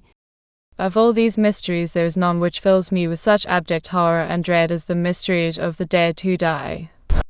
Through many days they toil, then comes a day they die not, never having lived, but ceased, and round their narrow lips the mould falls close. Rossetti. The choice. It may occur to those of my readers who have neglected to bear in mind the concluding words of chapter 8, that notwithstanding the remorse which I have pictured myself as suffering in Hades, I do not appear to have been altogether indifferent to the consolations of social intercourse and existence in the unseen, as represented in the pages of this diary, would seem to consist largely of conversation between spirits in prison. But because I have confined myself in my last 3 chapters to the relation of such facts in regard to the condition of others as, either through observation or conversation, came to my knowledge in the course of my singular experiences, it must not be supposed that my own sufferings had in any way ceased. What those sufferings were as described by me in my 6th chapter, they continued to be during the whole of the time in which it was ordained that I should remain in Hades, and each of the conversations here recorded took place during that comparatively painless interval of which I have elsewhere spoken, and was separated from the conversation preceding or following it by a space of terrible pain. With which necessary reminder, I pass on to tell the dead who die. During the time of my wanderings in the spirit world, it happened that I had occasion to speak to one to whom I was personally unknown, but who had lived for many years in a country town in which I had myself once resided. Though comparatively guiltless, as I learned he was, of any criminal offence, he seemed to be incessantly consumed by a spirit of strange unrest, and I noticed that, even in his moments of reprieve, he appeared unable to free himself from some singularly disturbing thought. I was aware that he had at one time been intimate with a former of my something in our conversation recalling this man's name to my memory. I asked my companion if he... What had become of Henry Marshall? The words had scarcely fallen from my lips before there passed over his features a spasm of uncontrollable fear, and with a quick gasping cry, and covering his face with his hand, as if to shut out some ghastly vision, he exclaimed, He is dead, but why do you speak of him? Know you not that he is of the dead who die? Of the dead who die? I repeated wonderingly. I do not understand you. Surely all who are dead must die. To this he made no answer, and seeing that he was strangely moved, I forbore to question him further, but by and by he became calmer and of his own accord continued the conversation. You asked me about Henry Marshall, he said, and I will tell you all I know about him, but first let me explain that, next to the love of money which has been my ruin, my sorest hindrance on earth was my unbelief and faithlessness, and that here inhale the punishment of the unbeliever is that he shall be consumed by the anguish of his own unbelief.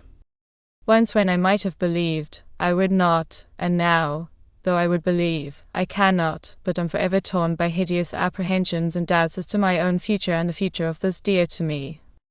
Moreover, there are many things which, clear and plain as they may be to the faithful of heart and to the believing, are to my doubting eyes wrapped around in mystery and in gloom. Into these mysteries it has been ordained as part of my punishment that I shall ever desire to look, and of all these mysteries there is not one which fills me with such abject horror and dread as the mystery of the dead who die. or the dead who die. I said again. What do you mean by those strange words? They are my words. He cried excitedly, and with a hysterical laugh, mine, the words I use to myself when I think of the mystery which they strove so carefully to conceal from me, but which for all their cunning I have discovered. Listen, and I will tell you about it. When I first came here, I saw, either in hell or in heaven, the faces of most of the dead whom I had known on earth, but some faces there were Henry Mus was one of them which I missed, and which from that time to this I have never seen. Where then are they, I asked myself, since neither earth, hell, nor heaven knows them more? Has God some fearful fate in store for the sinner, which may one day fall upon me and mine, as it has already fallen upon them? As I felt the shadow of that dark misgiving resting on my heart, I knew that for me another horror had arisen in hell, and that rest thenceforth there could be none until I had solved the mystery. And so it came about that all the moments of my release from suffering were spent in a search for those missing faces. Sometimes I took counsel with those who were in hell as I was, but they could teach me only that which I already knew. Sometimes I asked the help of the souls in paradise, but they told me nothing save that I must be no more faithless, but believing. And then I sought to know the angels were with those lost ones, but with a look of sad and pitiful meaning, they passed on and left me unanswered. Oh. But they could not hide their secrets from me. No, no. I was not one of the credulous, nor was I to be put off with a frown, and I have found out the mystery, and you shall share it. When you and I were children, we were taught that every human being is made in the image of God, and is born with an immortal soul. But they did not tell us that just as neglected diseases can kill the body, so unchecked sin can kill the soul, and that we have it in our power to so deface the divine image that we become like unto, if not lower, than the beasts which perish and die out at our deaths as they. But it is so, and that is what I meant when I said that he of whom you asked was of the dead who die. You shake your head and mutter that I am mad, and that you cannot credit such a statement.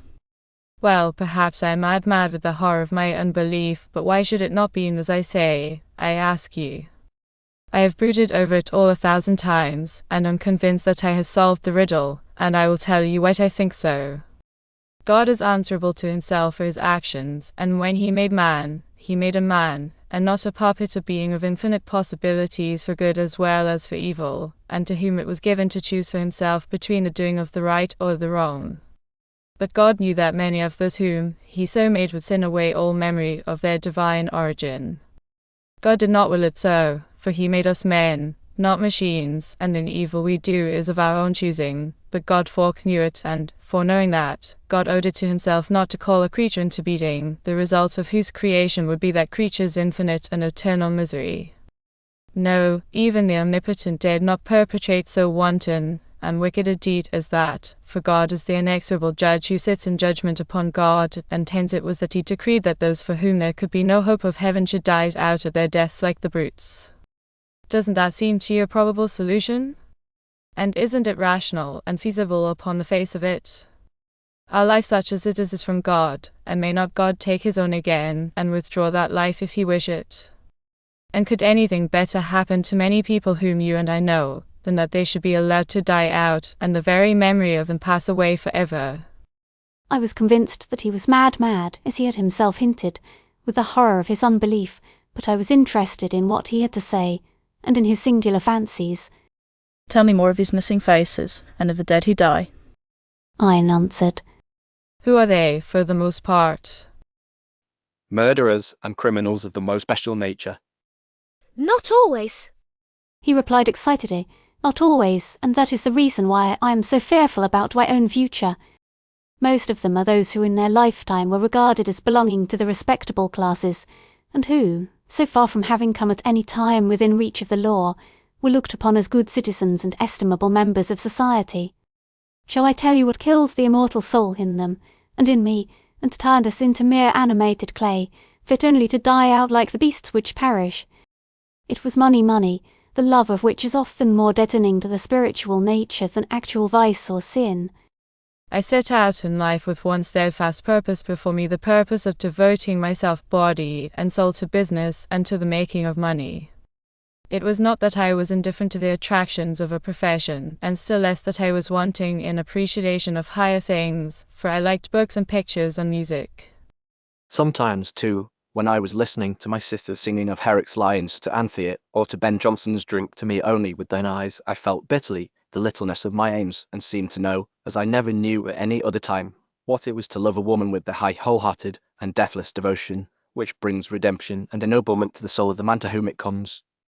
But I said to myself, Patience, first of all let me grow rich, let me make all the money I can get together, and then, when I have sufficient for all my requirements, I will forsake the money making, and turn my thoughts to love and poetry and pictures, and through them, perhaps unto religion. For I knew even then that though love and poetry are not religion, that they yet serve, before a higher faith has been called into being, to keep the life of the soul alive, and to open up the way for holier things. And so I became what is called a good businessman. I made business the motive of my life. I thought of nothing else, and read nothing but the papers, and these I only scanned for the purpose of observing the influence of political or other passing events upon the markets. At last I became rich. And with what result? That when I no longer needed business, I found I could live no longer without it, that it had become my life, and I its slave, and that I could awaken no lasting interest in anything which did not pertain to the making of money.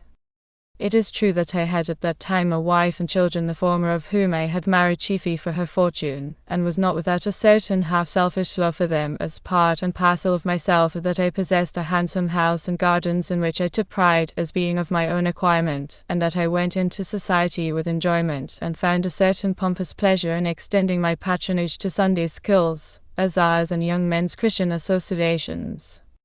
But where my treasure was, there my heart was also, and at heart I was a business man, and nothing more. I did not know myself then, as I do now, and so far from being in any way dissatisfied, I had no more suspicion that I was other than one of the most enviable of men, than has the grinning savage with his handful of beads. But I know now the thing I am, and what I have missed, and I tell you that the most sorely swindled simpleton in existence is the man whose business capability is so keen, that though he has never been bested in a bargain, he has bartered away his own happiness for a bauble, and so skilful a schemer to defraud us as old Satan has become bankrupt of all that makes life worth the living, in order that he may boast a heavy balance at his bankers. Yes, I was a good businessman, a smart and shrewd businessman, as businessmen go, and I know much of such men and of their transactions, and I tell you that, since the days of Judas Iscariot, the money lover and grubber who sold his God for 30 pieces of silver, as thousands are selling their infinite souls this day, there have been no more soulless and selfish creatures upon God's earth than the men who have made what should be a means to an end in itself, and who live for business, instead of by it. They go to church, many of them, on Sundays, and subscribe liberally to coal clubs and soup kitchens, thinking, poor fools, to offer such acts as those as a set-off to God for the sordid self-seeking which has been the secret of their success in their commercial calling, never suspecting that in their respectable selfishness and sordidness of spirit, they are lower in the scale of being and farther from the kingdom of heaven than is the lurking prostitute shivering at the street corner, or the drunken sot reeling home after a night's debauch. That they must die out at their deaths, as do the beasts, I am convinced, for what can God find for such men to do in heaven? Men to whom the earth, its prototype, is nothing but a gigantic shop, and to whom music, art, and song are but as dead letters and foolishness, men who are susceptible to no emotion save the greed for gain, and who have let the infinite soul within them pine away and perish for the want of the wherewithal to keep that soul alive. And I am one of them, and am of the dead who die. I have bartered away love and life and happiness for such dead sea fruit as this, I who once was young, and not altogether, as I now am, a soulless creature of clay. For I can remember the time when flowers, pictures, beautiful faces, and music set stirring always some strong emotion within me, in which it seemed that I saw hidden away in a crystal cell in the depths of my own strange heart, the shining form of a white-robed soul maiden, who cried out to me, "Ah! Cannot you make your life as pure and beautiful as the flowers and the music, that so you may set me free?" But I chose the ignoble part, and gave myself up body and soul to the greed for gain. And often in the hour when, tempted by an evil thought, I turned to do some shameful or selfish action, I seemed to see the white arms of the soul maiden uplifted in piteous entreaty to heaven, until at last the time came when her voice was silent, and when I knew that I had thrust her down and down into a darkness whence she would never again come forth. And now nor picture, nor poem, nor music moves me more, for the soul of me is dead. Is dead. And I have become like unto the beasts that perish, and know not that at any moment I may flicker out like a spent taper, and become as the dead who die. So saying, he burst into a shriek of insane and unearthly laughter, and foaming at the mouth like a madman, turned from me, and fled gibbering into the night. I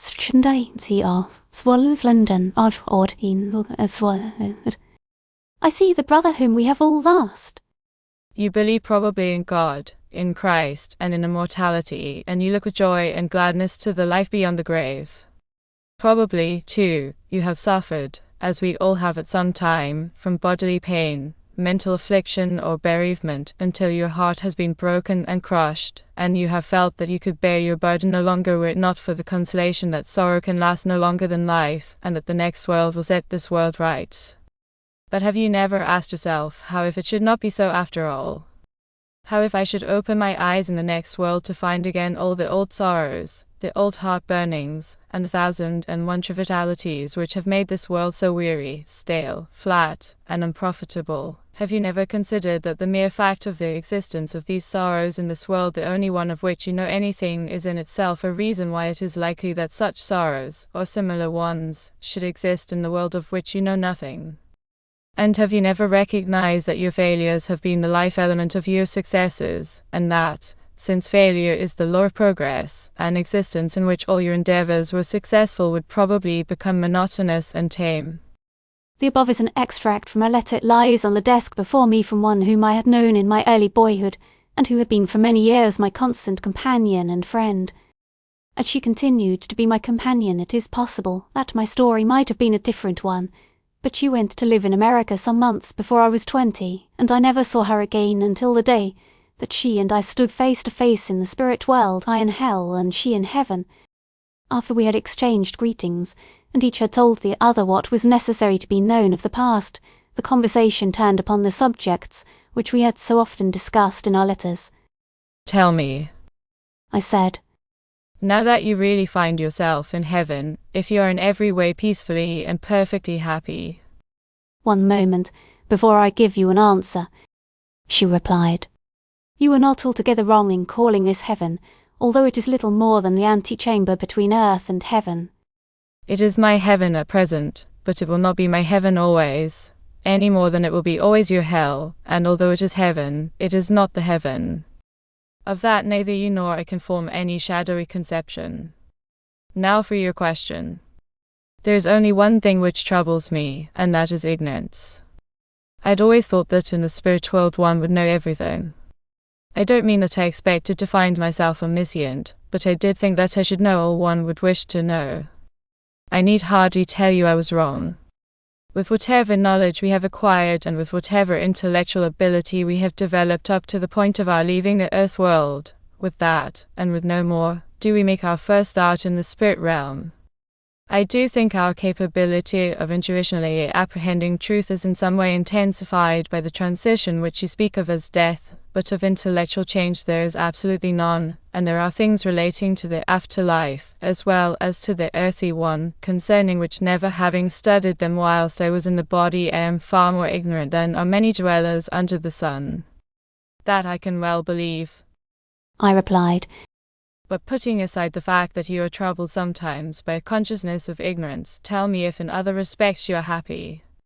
No good can come to one of being in a place where everything is too easy, she answered. And if heaven were the abode of perfect happiness, this heaven, I think we should find it somewhat wearisome. When I was on earth I longed for heaven, not that I might be delivered from sorrow, but from sinfulness, and I think I may say that I am as happy here as my failures will let me be. Your failures? I exclaimed, wonderingly. Your failures? Yes, she said, my failures. On earth failure is, as you know, the law of progress, and even here progress is only achieved through the which is, after all, in some degree a non-success. I don't quite know how to make my meaning clear to you, but perhaps we can't do better than look back to the old earth life for an illustration. That earth life, the life which we lead on earth, I mean is, as you know, poor, pitiable and paltry. We feel it so. We cannot but feel it so, while it is viewed in the lofty light of our possibilities. Each morning finds us beginning the world afresh, and with the high hope that at last the time has come when we shall be true to ourselves and to our aspirations, that at last we shall veritably and indeed do some lasting work for God and for our fellow creatures. And each evening, each evening, is it not ever the same sad story, ever the same old bitter experience? You have spoken of it yourself in those verses you sent me so many years ago. Each morning hails a new endeavour's birth. Each evening weeps its pitiful corpse before. Hardly has the freshness faded out of the morning air before the world spirit is at our side again. She is whispering in our ear, her white wing arms are around us, her warm breath is on our cheek. There is a brief, how brief and feeble, attempt at resistance, and then we are broken and undone. And often as, with lips hot and dry, with cheeks fevered and flushed, we look back to that serene souled self, which but a few short hours ago stood in rapt adoration under the silence of a midnight sky, and held high communion with its Creator, we can hardly bring ourselves to believe that we and it are one and the same being. Yet, in spite of the paltriness of the earth life, in spite of the vice and the shame, there is one element in the strife which lends dignity even to our very failures, for in our battling against the ever-present evil, and in our struggle towards the ever-unattained good, we come within sight of a possibility, higher, perhaps, than that of which even angels can conceive. The sin and the shame are after all but human, their effort and determination to overcome them are divine. Well, without some sense of difficulty to be overcome, some sense even of comparative failure, this effort and this determination could never be, and in heaven, the place of infinite progress and possibilities, there is a certain divine discontent which I know not how to explain better to you than by calling it the heavenly counterpart of this earthly effort. But now tell me about yourself, she said, after a moment's pause. For I can see that you have been through sore suffering since you came here.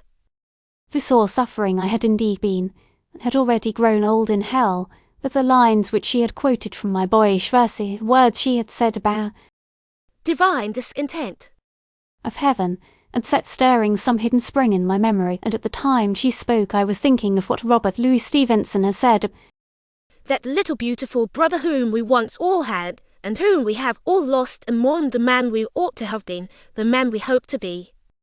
She must have known what was in my thoughts, for, taking my hand in her own, she repeated some verses, which she had written and sent to me on that Easter morning, a morning which must ever shine out white and fair in my memory, when she and I had knelt side by side after confirmation to take our first communion.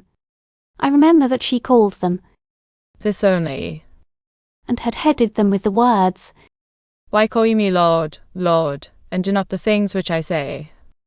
O feeble lips that lapse from fervent prayer to smile at sin, and lightly laugh at shame, that in a chamber loud your love declare, and in the world scarce dare to breathe his name, whence would ye call him Lord? O changeful soul, now mounting like thin fire, skyward and Godward, now like thing of night, low grovelling, smirched, and mid foul mud and mire trailing white pinions given for starry flight, darest thou call him Lord? O morning's hope, O evening's dull despair, O lofty purpose, puny paltry deed, O high resolve, heart big with longings fair, O loveless life that bears nor flower nor seed, dare ye to call him Lord? Yea, I would call him Lord, and all the more for this my sin, else were I so undone. Say, who should seek him, if not I? He wore this fleshy garb, yet in him sin was none, so may I call him Lord.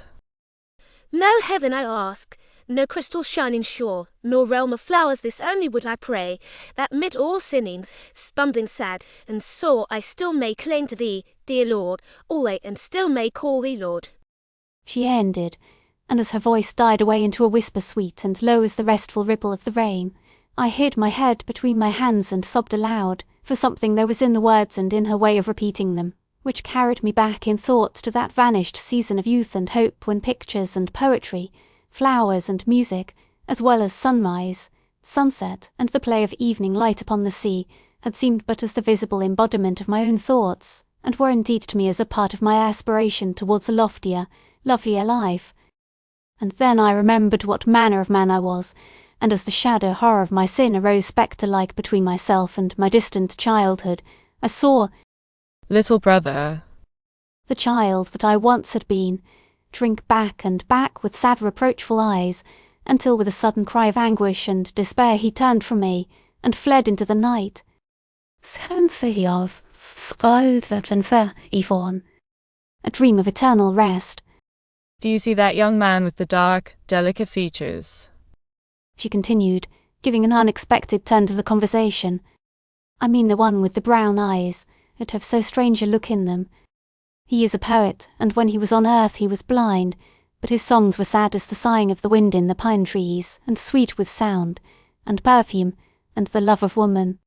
He and I were then, as now, the most devoted of friends, and it was our custom to spend one evening at least in each week together. Sometimes we talked of places or of pictures in both of which, notwithstanding his blindness, he took a singular interest, sometimes of poetry or flowers.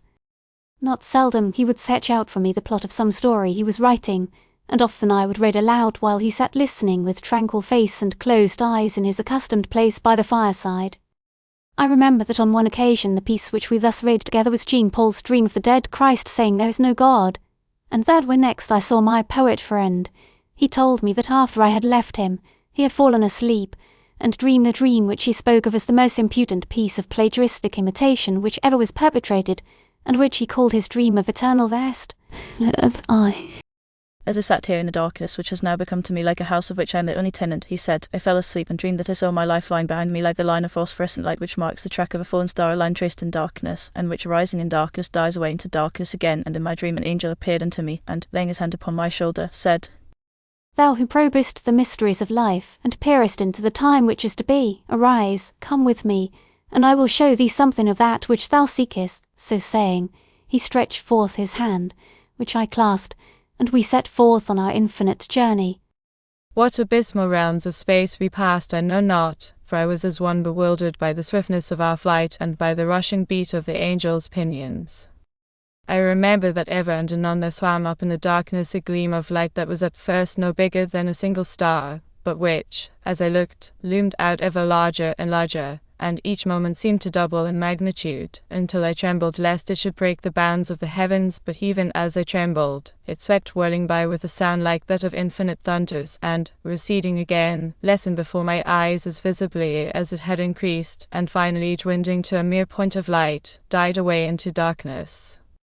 Ere long, however, there appeared a flush in the distant east, and as we drew near I saw that, below me and afar, there lay a land in which the sun shone with such exceeding splendor, that the atmosphere, light-filled and luminous unto sparkling, was in color like unto the color of a rainbow. And I saw also that the rays neither dazzled nor scorched, as do the rays of the earthly sun. And far as the eye could reach stretched shining hills, seen through soft vistas of purple and gold, and sunny meadows wherein bloomed flowers beautiful as the blush of a maiden, and pure as an angel's thought. And winding in and out among the meadows ran many a rippling river, and fountains also I saw, the waters of which, as they rose and fell scintillating like a shower of starbeams or spray of diamonds, discoursed music sweeter than the sighing of Orient harps. Then, as I looked yet closer, I saw, wandering hand in hand among the meadows, many white-clad figures, whereat my soul wept for gladness, and I turned to the angel, saying, Surely this is that heaven whereof we read and wherein I would rest for ever. For I am sore wearied with the toil and the labour of earth. But he answered me, Mortal, thou knowest not what thou askest. Lift up thine eyes, and see if thou beholdest aught else. And I looked to the right hand and to the left, yet saw I only the sunny meadows and rivers of the land of flowers, and the blue distance of the bordering hills. Then I turned me round and gazed whence we came, but could nothing discern save remote plains of darkness, athwart the gloom of which I saw flash ever and anon, as one sees flash the eyes of a beast at midnight, the glimmer of a moving world. Then the angel stretched forth his hand, pointing me yet again to the distant east, and far away beyond the beauteous realm I beheld a vast plain of desolation, and beyond that a land whereof I could nothing see, save that a darkness, as of a twilight in which there is no moon, brooded above it like a cloud. Whereat a shuddering heart seized me, so that I could look no more, and turning to the angel, I said, Alas! Lieth the region of endless night so nigh unto the realm of eternal day? But he answered me sternly, Mortal, thou speakest that of which thou art ignorant. Come, let us go thither, that thou mayest see, and seeing, learn. And I cast a longing look upon the beauteous land, and lo!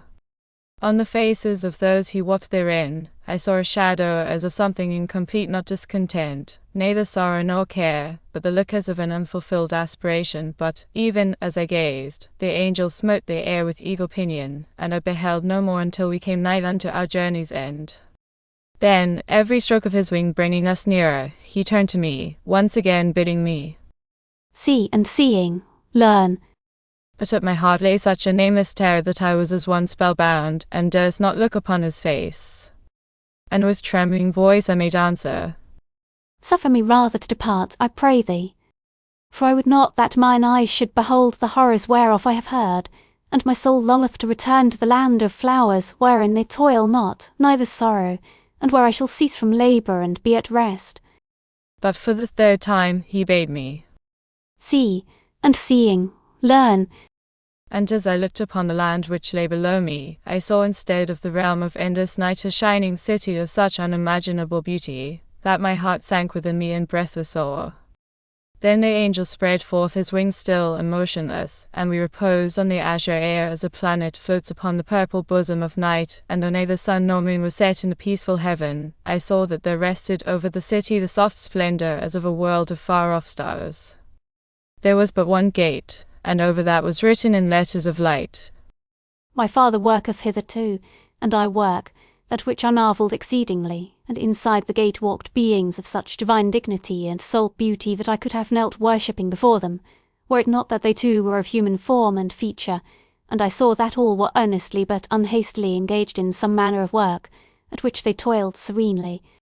And on every forehead was set the seal of a high purpose, and over the city there rested the calm of an immeasurable peace. Then silently upstole in the sky the dawnings of a great light, deep and wide as the infinite of heaven, and athwart the glory thereof there spread the four splendours as of the approach of an awful presence. And around me fell a darkness like unto midnight, and turning to me yet again the angel said, Mortal, thou mayest behold no more. Return to thy home and to thy labour, never more to murmur or complain, and when thou longest after the repose of the world to come, know for a surety that there is no rest either in earth or in heaven, save in the fulfilment of the work which God would have thee to do. And so saying, he too passed away into the darkness, and I awoke. That is a singular dream. I said, Although it was scarcely necessary to have mentioned that your friend had been making a study of Jean Paul. But I suppose there really is work to do in heaven. It is very much as it is on earth in that respect. She answered, Accepting that here one loves one's work, and although here too there are alternate periods of labour and repose, it would be difficult for some of us to say which is the sweeter. I could tell you which I love the more, but then all our work is of our Father's ordering, and He knows just what is best for each of us. Some who come here never mind my smile. I was thinking of the tired woman who was going to do nothing forever and ever have to take a very long holiday before they are allowed to put hand to anything, and others there are whose first task it is to learn those lessons which, through unfavourable circumstances or the accidents of their birth, it was hardly to be expected they could have learned on earth. There are some of the poorest of the poor in East London, among whom by our Father's direction are now working, who I believe have had scarcely more opportunity of knowing what Christianity means to them than have the very heathen. Some, when they come here, have to start from the beginning, so you can believe that for you who can write, as well as for those who can preach, there is every opportunity for the exercise of God's gifts. Only remember, she added sadly, but with a smile, that the popular preacher of earth, the poet or parson, is not always the man who can do most good in heaven, for here one is expected to practice as well as to preach. So you are entrusted with the task of ministering to certain of the poor in East London? I said. I had no idea that our Father permitted those who had once left the world to return to it again. Half of our work, and more, is on earth. She made answer. It was to tell you of that I pointed out my poet friend, the dreamer of dreams, to you. Himself a poet, he was the son of a poet, who had lived to see all else he loved on earth pass away before him, and when this boy, his darling hope and only companion, was also taken, the old man was left lonely, desolate and infirm. But not so lonely yet as one might imagine, for his boy seldom leaves him, and the work which God has set apart for the poet's son, and which is to him the resting work of heaven, is to be with his Father in all sorrow, to minister to him in all pain, and to be with him in every wakeful or weary moment, his unseen comforter and friend. I was interested in what she related, for I remembered that when I was sitting one evening with the poet father, he had told me that, for all his loneliness, he was never alone. No, I am never lonely, he said, although you will perhaps think what I'm going to tell you is but an old man's fancy. A night or two after my dear boy died, I was thinking of my dead youth, and of my dead wife, of my dead friends and my dead children, until it seemed to me as if I, too, ought long since to have been buried, for I was lingering on like a spectral moon when the sun is high the living ghost of a vanished past. The generation had departed which I knew, and the one which was growing up around me was too busy listening to the songs of its own singers to give ear to mine.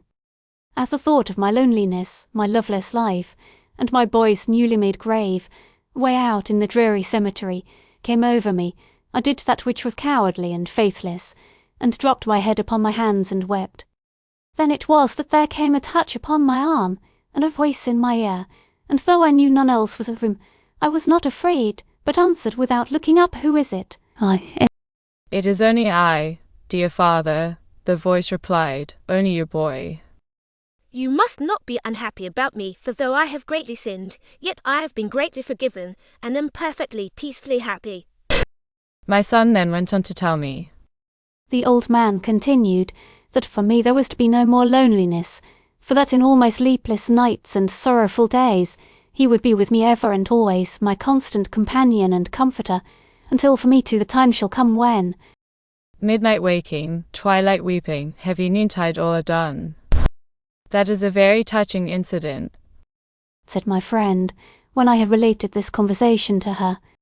If all earth dwellers were as spiritual minded as yonder poet's poet father, and were as capable of apprehending how real a thing spiritual companionship may be, our dead would soon cease to be called our lost ones, and death would no longer be spoken of as the great parting. Death gives us more friends than he takes from us, and often brings us nearer to those who have gone before than we would during their lifetime.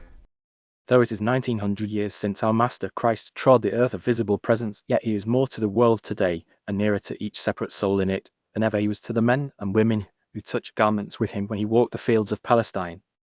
Then such as sought his aid had often to wait his coming in weariness and weakness of soul, whilst not seldom it happened that they could not obtain access to him because of the throng, and we read even of one who was fain to climb a tree to catch a glimpse of him in passing.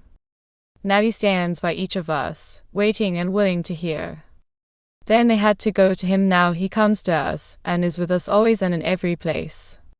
I tell you that Jesus Christ is as real a presence today in the streets of London or Boston as he was in the homes of Nazareth or Jerusalem.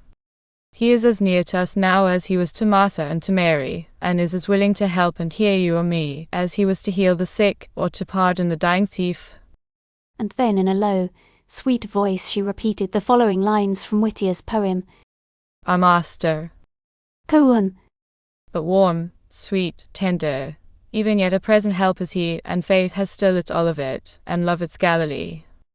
The healing of his seamless dress is by our beds of pain. We touch him in life's throng and press, and we are whole again. Through him the first fond prayers are said, our lips of childhood frame, the last low whispers of our dead are burdened with his name. The thought that the last low whispers of the loved ones who have left us were burdened with the name which we first learned to lisp at our mother's knee is a very tender and beautiful one, she said reverently, after a moment's silence. We seem to see our own fathers and mothers, and their fathers and mothers, linked to ourselves, and through us to our children and our children's children, until all the generations of the world past, present, and future become as one family in a great bond of fellowship, even as all the joy and sorrow of humanity find one common home in the heart of the Lord Christ who loves us. I am not sure that I realize this love of his of which you speak. I said sadly. It is so vague and vast that I become lost, and feel that I have no personal hold upon it. How can he love the whole world, and yet love each separate individual in it with an affection as distinct as that which I feel for my wife and children? You cannot realize it as existing in yourself. She made answer. Although even you love all your children, and yet love each one of them with a distinct and personal lover, but then you cannot order the succession of the seasons, or stay a planet upon its course, and you might just as well try to measure God's power by your power, as try to apprehend the love which passeth understanding by likening it to your own. But you will know what Christ is to us one day. Tell me more of him. I whispered eagerly. Tell me more of him. Did you love him as earnestly and believe in him as trustfully when you were on earth as you do now? Not always, she answered sadly. Not always, and, oh. It was such cold comfort the talk of the pantheists and the deists to whom I had gone, but I came at last to see that the cross of Christ is humanity's only hope. I came too, to think that I'd have better bear to disbelieve in God at all than to disbelieve in the Saviour. By atheism, I said to myself, I lose only a deity of whom accepting for the gospel revelation I know practically nothing, but in losing Christ I lose all this world's hope as well as the next's. There is not a creed which has been offered us during the last 1800 years as a substitute for faith in the Saviour which does not take the very basis of its being from Christianity. Yes, I said. But many people will tell you that Christianity is nothing more than a skillfully framed fable, cunningly devised to adapt itself to our human needs. Christ was, and Christianity was before humanity or its needs came into being. She made answer. And the sacrifice of the cross was no afterthought given as a concession to our human requirements. On the contrary, our human requirements were given us that we, through them, might come by way of Calvary to the feet of Christ, and it is because it has been God's purpose from all eternity to save the sinner by the sacrifice of himself that you and I feel our need of a Saviour. Yes, I said. I do indeed feel that whatever help comes to me must be something outside myself, and that no sorrowing of mine can atone for the past, but I feel also that I, and I only, am responsible for what I have done, and that to lay that responsibility upon another is utterly inadequate to satisfy even my limited sense of justice, besides which I never can and never will believe in the possibility of the innocent being allowed to suffer for the guilty. But the innocent do suffer for the guilty, she said. Even in the very earth world, by the laws of which you wish to judge the heavenly one. You profess yourself willing to abide by the evidence of your senses, and if you will only look back upon the earth life which you have left, you will see that the sins of the fathers are visited upon the children, and that the innocent are suffering for the guilty every day, and that God, for some good reason of his own, allows it to be so.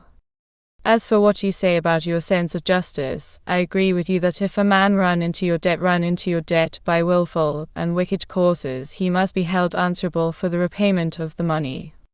But supposing one comes forward who loves him, and who has watched his sinnings with sorrow, and says, I will pay for my friend that which he cannot pay for himself, would not your sense of justice be satisfied? Even then the moral obligation remains. I objected. Yes, but that obligation has been transferred, she said, although as a matter of fact, it is against God rather than against man, that our blackest sins are committed. But, independently of that side of the question, Christ has taken the consequences of your sin, and of the wrong you did Dorothy the consequences to her, as well as to yourself upon himself, and has suffered for you and for her in his own person, and if you be willing to forgive, then are you forgiven indeed. That reconciliation by the Saviour should at any time have been to me an intellectual stumbling block is now beyond my comprehension. She continued earnestly. In its varied adaptability to our human needs, Christianity bears the stamp of its divine origin. Left to himself, the very best of us must feel his inability either to atone for the evil he has already done, or to withstand the temptations which yet await him in the future, and though he struggle right manfully to clamber out of the gulf into which he has fallen, the dead weight of his sins, which he carries and must carry chained like about him, is ever the heaviest clog to drag him back. But Christianity does more for a man than merely forgive him his debts. It sets the bankrupt upon his legs again, a solvent man and sane, with a clean bill of health, and with a fresh start in life. It is the religion of hope, for none is too sinful for the Saviour to save, and to the man who brings his sins, as well as his inability to resist his sins, to the feet of Christ, there is indeed a present help and hope in all his troubles. There is much, very much in Christianity that I cannot and do not pretend to understand, but I can understand enough to make me very loving and very trustful. The only mystery which still sometimes troubles me is that most terrible of all mysteries, the mystery of human suffering. But even that I am content to leave, for is not our God himself a suffering God? And who that witnessed the sufferings of Jesus Christ, and what sufferings were ever like to his, could have foreseen that the cruel cross whereon he hung should hereafter be the finger post to point the way to heaven? Or that beneath his cry of agony in the garden, God heard the triumph song of a ransomed world? Sensory of Solution of Swolifo and Yvonne. Hope. At last there came a time, even in hell, when the burden of my sin lay so heavily upon me, that I felt I could bear it no longer, and that if succour there came none, the very soul of me must wither away and die. It was not that I wanted to evade the punishment of my crime, for I was willing and wished to undergo it to the uttermost. No, that which was so terrible to me was the thought that not all the sufferings of eternity could avail to wipe away the awful stain upon my spirit, or to undo the evil which I had brought upon the woman I had ruined. Of myself and of my future, save for the continual crying out of my soul after its lost purity, I scarcely cared now to think. It was of Dorothy that my heart was full, it was for Dorothy that I never ceased to sorrow, to lament and sinner, though I was to pray. I saw then the inevitable consequences of the wrong I had done her pictured forth, in all their horror. I saw her, with a sense of her sin as yet but fresh upon her, shrinking from every glance, and fancying that she read the knowledge of her guilt in every eye. I saw her, not knowing where to turn for refuge from swiftly advancing shame, and understanding no more of this life of ours than a foolish lost lamb wandering farther and farther in the nightfall, stealing stealthily forth at dusk to hide herself from her fellow creatures. I saw her, when the secret of her shame could no longer be concealed, recoiling in mute terror from the glance of coarse admiration on the faces of sensual men, or shrinking in quivering agony from the look of curious scorn in the eyes of maids and mothers, who drew aside their skirts as she passed them, as if fearful of being contaminated by her touch, and then driven out from their midst by the very Christian women who should have been the first to have held out a hand to save her. I saw her turn away with a heart hardened into brazen indifference, and plunge headlong into a bottomless gulf of ignominy and sin. Nor did the vision pass from me until, out of that seething vortex of lust and infamy, I saw arise the black phantom of an immortal soul, which was lost for ever, crying out unto God and his Christ for judgment upon the seducer. As these hideous spectres of the past arose again before me, I fell to the ground, and shrieked out under the burden of my sin, as only he can shriek who is torn by hell torture and despair. But even as I shrieked, I felt that burden lifted and borne away from me, and then I saw, as in a vision, one kneeling in prayer. And I, who had cried out that I could bear the burden of my sin no longer, saw that upon him was laid, not only my sin, but the sins of the whole world, and that he stooped of his own accord to receive them. And as I looked upon the divine dignity of that agonized form forsaken of his Father that we might never be forsaken, and bowed down under a burden, compared to which all the horrors of hell were but as the passing phantom of a pain, I saw great beads of blood break out like sweat upon his brow, and I heard wrung from him a cry of such unutterable anguish as never before rose from human lips. And at that cry the vision passed, and I woke to find myself in hell once more, but in my heart there was a stirring as of the wings of hope, the hope which I had deemed dead to me for ever. Could it be, O God of mercy? Was it possible that even now it might not be too late? That there was indeed one who could make my sin as though it had never been? Who of his great love for Dorothy and for me would bear it and its consequences as his own burden? And who by the cleansing power of the blood which he had shed upon the cross could wash her soul and mine whiter than the whiteness of snow? But to this hope there succeeded a moment when the agonized thought How if there be no Christ? leapt out at me, like the darkness which ooms but the blacker for the lightning flash, a moment when hell gat hold on me again, thousand gibbering devils arose to shriek in my... And though there be a Christ, is it not now too late? I reeled at that cry, and the darkness seemed once more to close in around. A horde of hideous thoughts, the very spawn of hell, swarmed like vermin in my mind. There was the breath as of a host of contending fiends upon my face. 100 hungry hands laid hold on me, and strove to drag me down and down as to a bottomless pit. But with a great cry to God, I flung the foul things from me, and battling, beating, like a drowning man for breath, I fell at the feet of a woman, white-veiled, and clad in robes like the morning, whose hand it was that had plucked me from the abyss in which I lay.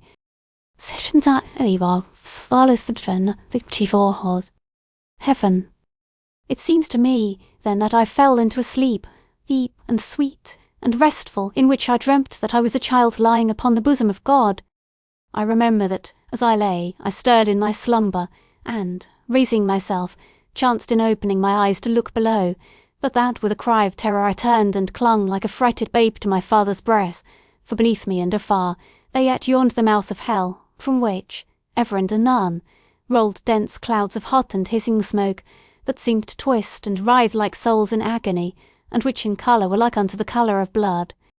And I thought that, seeing my fear, my father stooped to me as a mother stoops to comfort her frightened babe, and that as he stooped I beheld his face, and knew it for the face of the Lord Jesus, and that he bade me be of good cheer. For underneath thee are the everlasting arms.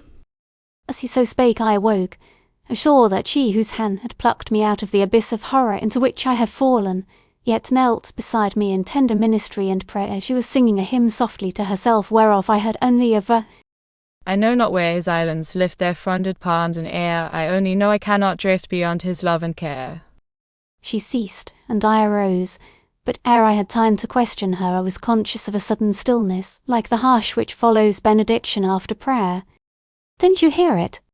she whispered eagerly, as with upraised hand enjoining silence, she turned her head as if to catch some far-off murmur. Don't you hear it? They are praying for you at home, kneel down.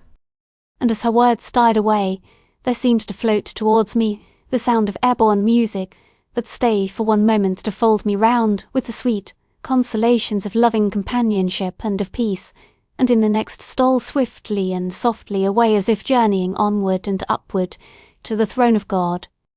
And with a great cry of anguish I fell to my knees and prayed, O Lord Christ, I am foul and selfish and sinful. I do not know that I love thee. I do not know that I have repented of my sins even. I only know that I cannot do the things I would do, and that I can never undo the evil I have done. But I come to thee, Lord Jesus, I come to thee as thou biddest me. Send me not away, O Saviour of sinners. Amen. As I ended, it seemed that my companion turned to leave me, and I fell to sobbing and sorrowing, until at last for very anguish I could sob no more. But soon I heard again her returning footsteps, and, looking up, I saw one who stood beside her, thorn-crown, and clad in robes of white. His features were the features of a man, but his face was the face of God. And as I looked upon that face, I shrank back dazed and breathless and blinded, shrank back with a cry like the cry of one smitten of the lightning, for beneath the wide white brow there shone out eyes, before the awful purity of which my sin-stained soul seemed to scorch and shrivel like a scroll in a furnace. But as I lay, lo! There came a tender touch upon my head, and a voice in my ear that whispered, Son. And as the words died away into a silence like the hallowed hush of listening angels, and I stretched forth my arms with a cry of unutterable longing and love, I saw that he held one by the hand, even she who had plucked me out of the abyss into which I had fallen, and I saw that she was no longer veiled. It was Dorothy whom he had of his infinite love sought out and saved from the shame to which my sin had consigned her, and whom he had sent to succour me, that so he might set upon my soul the seal of his pardon and of his peace. And to him be the praise. Amen. I hope you enjoyed reading the book A Dead Man's Diary written after his decease with me. If you liked this, please remember to like and subscribe. Please visit @Autonomy if you want to see different types of videos we produce.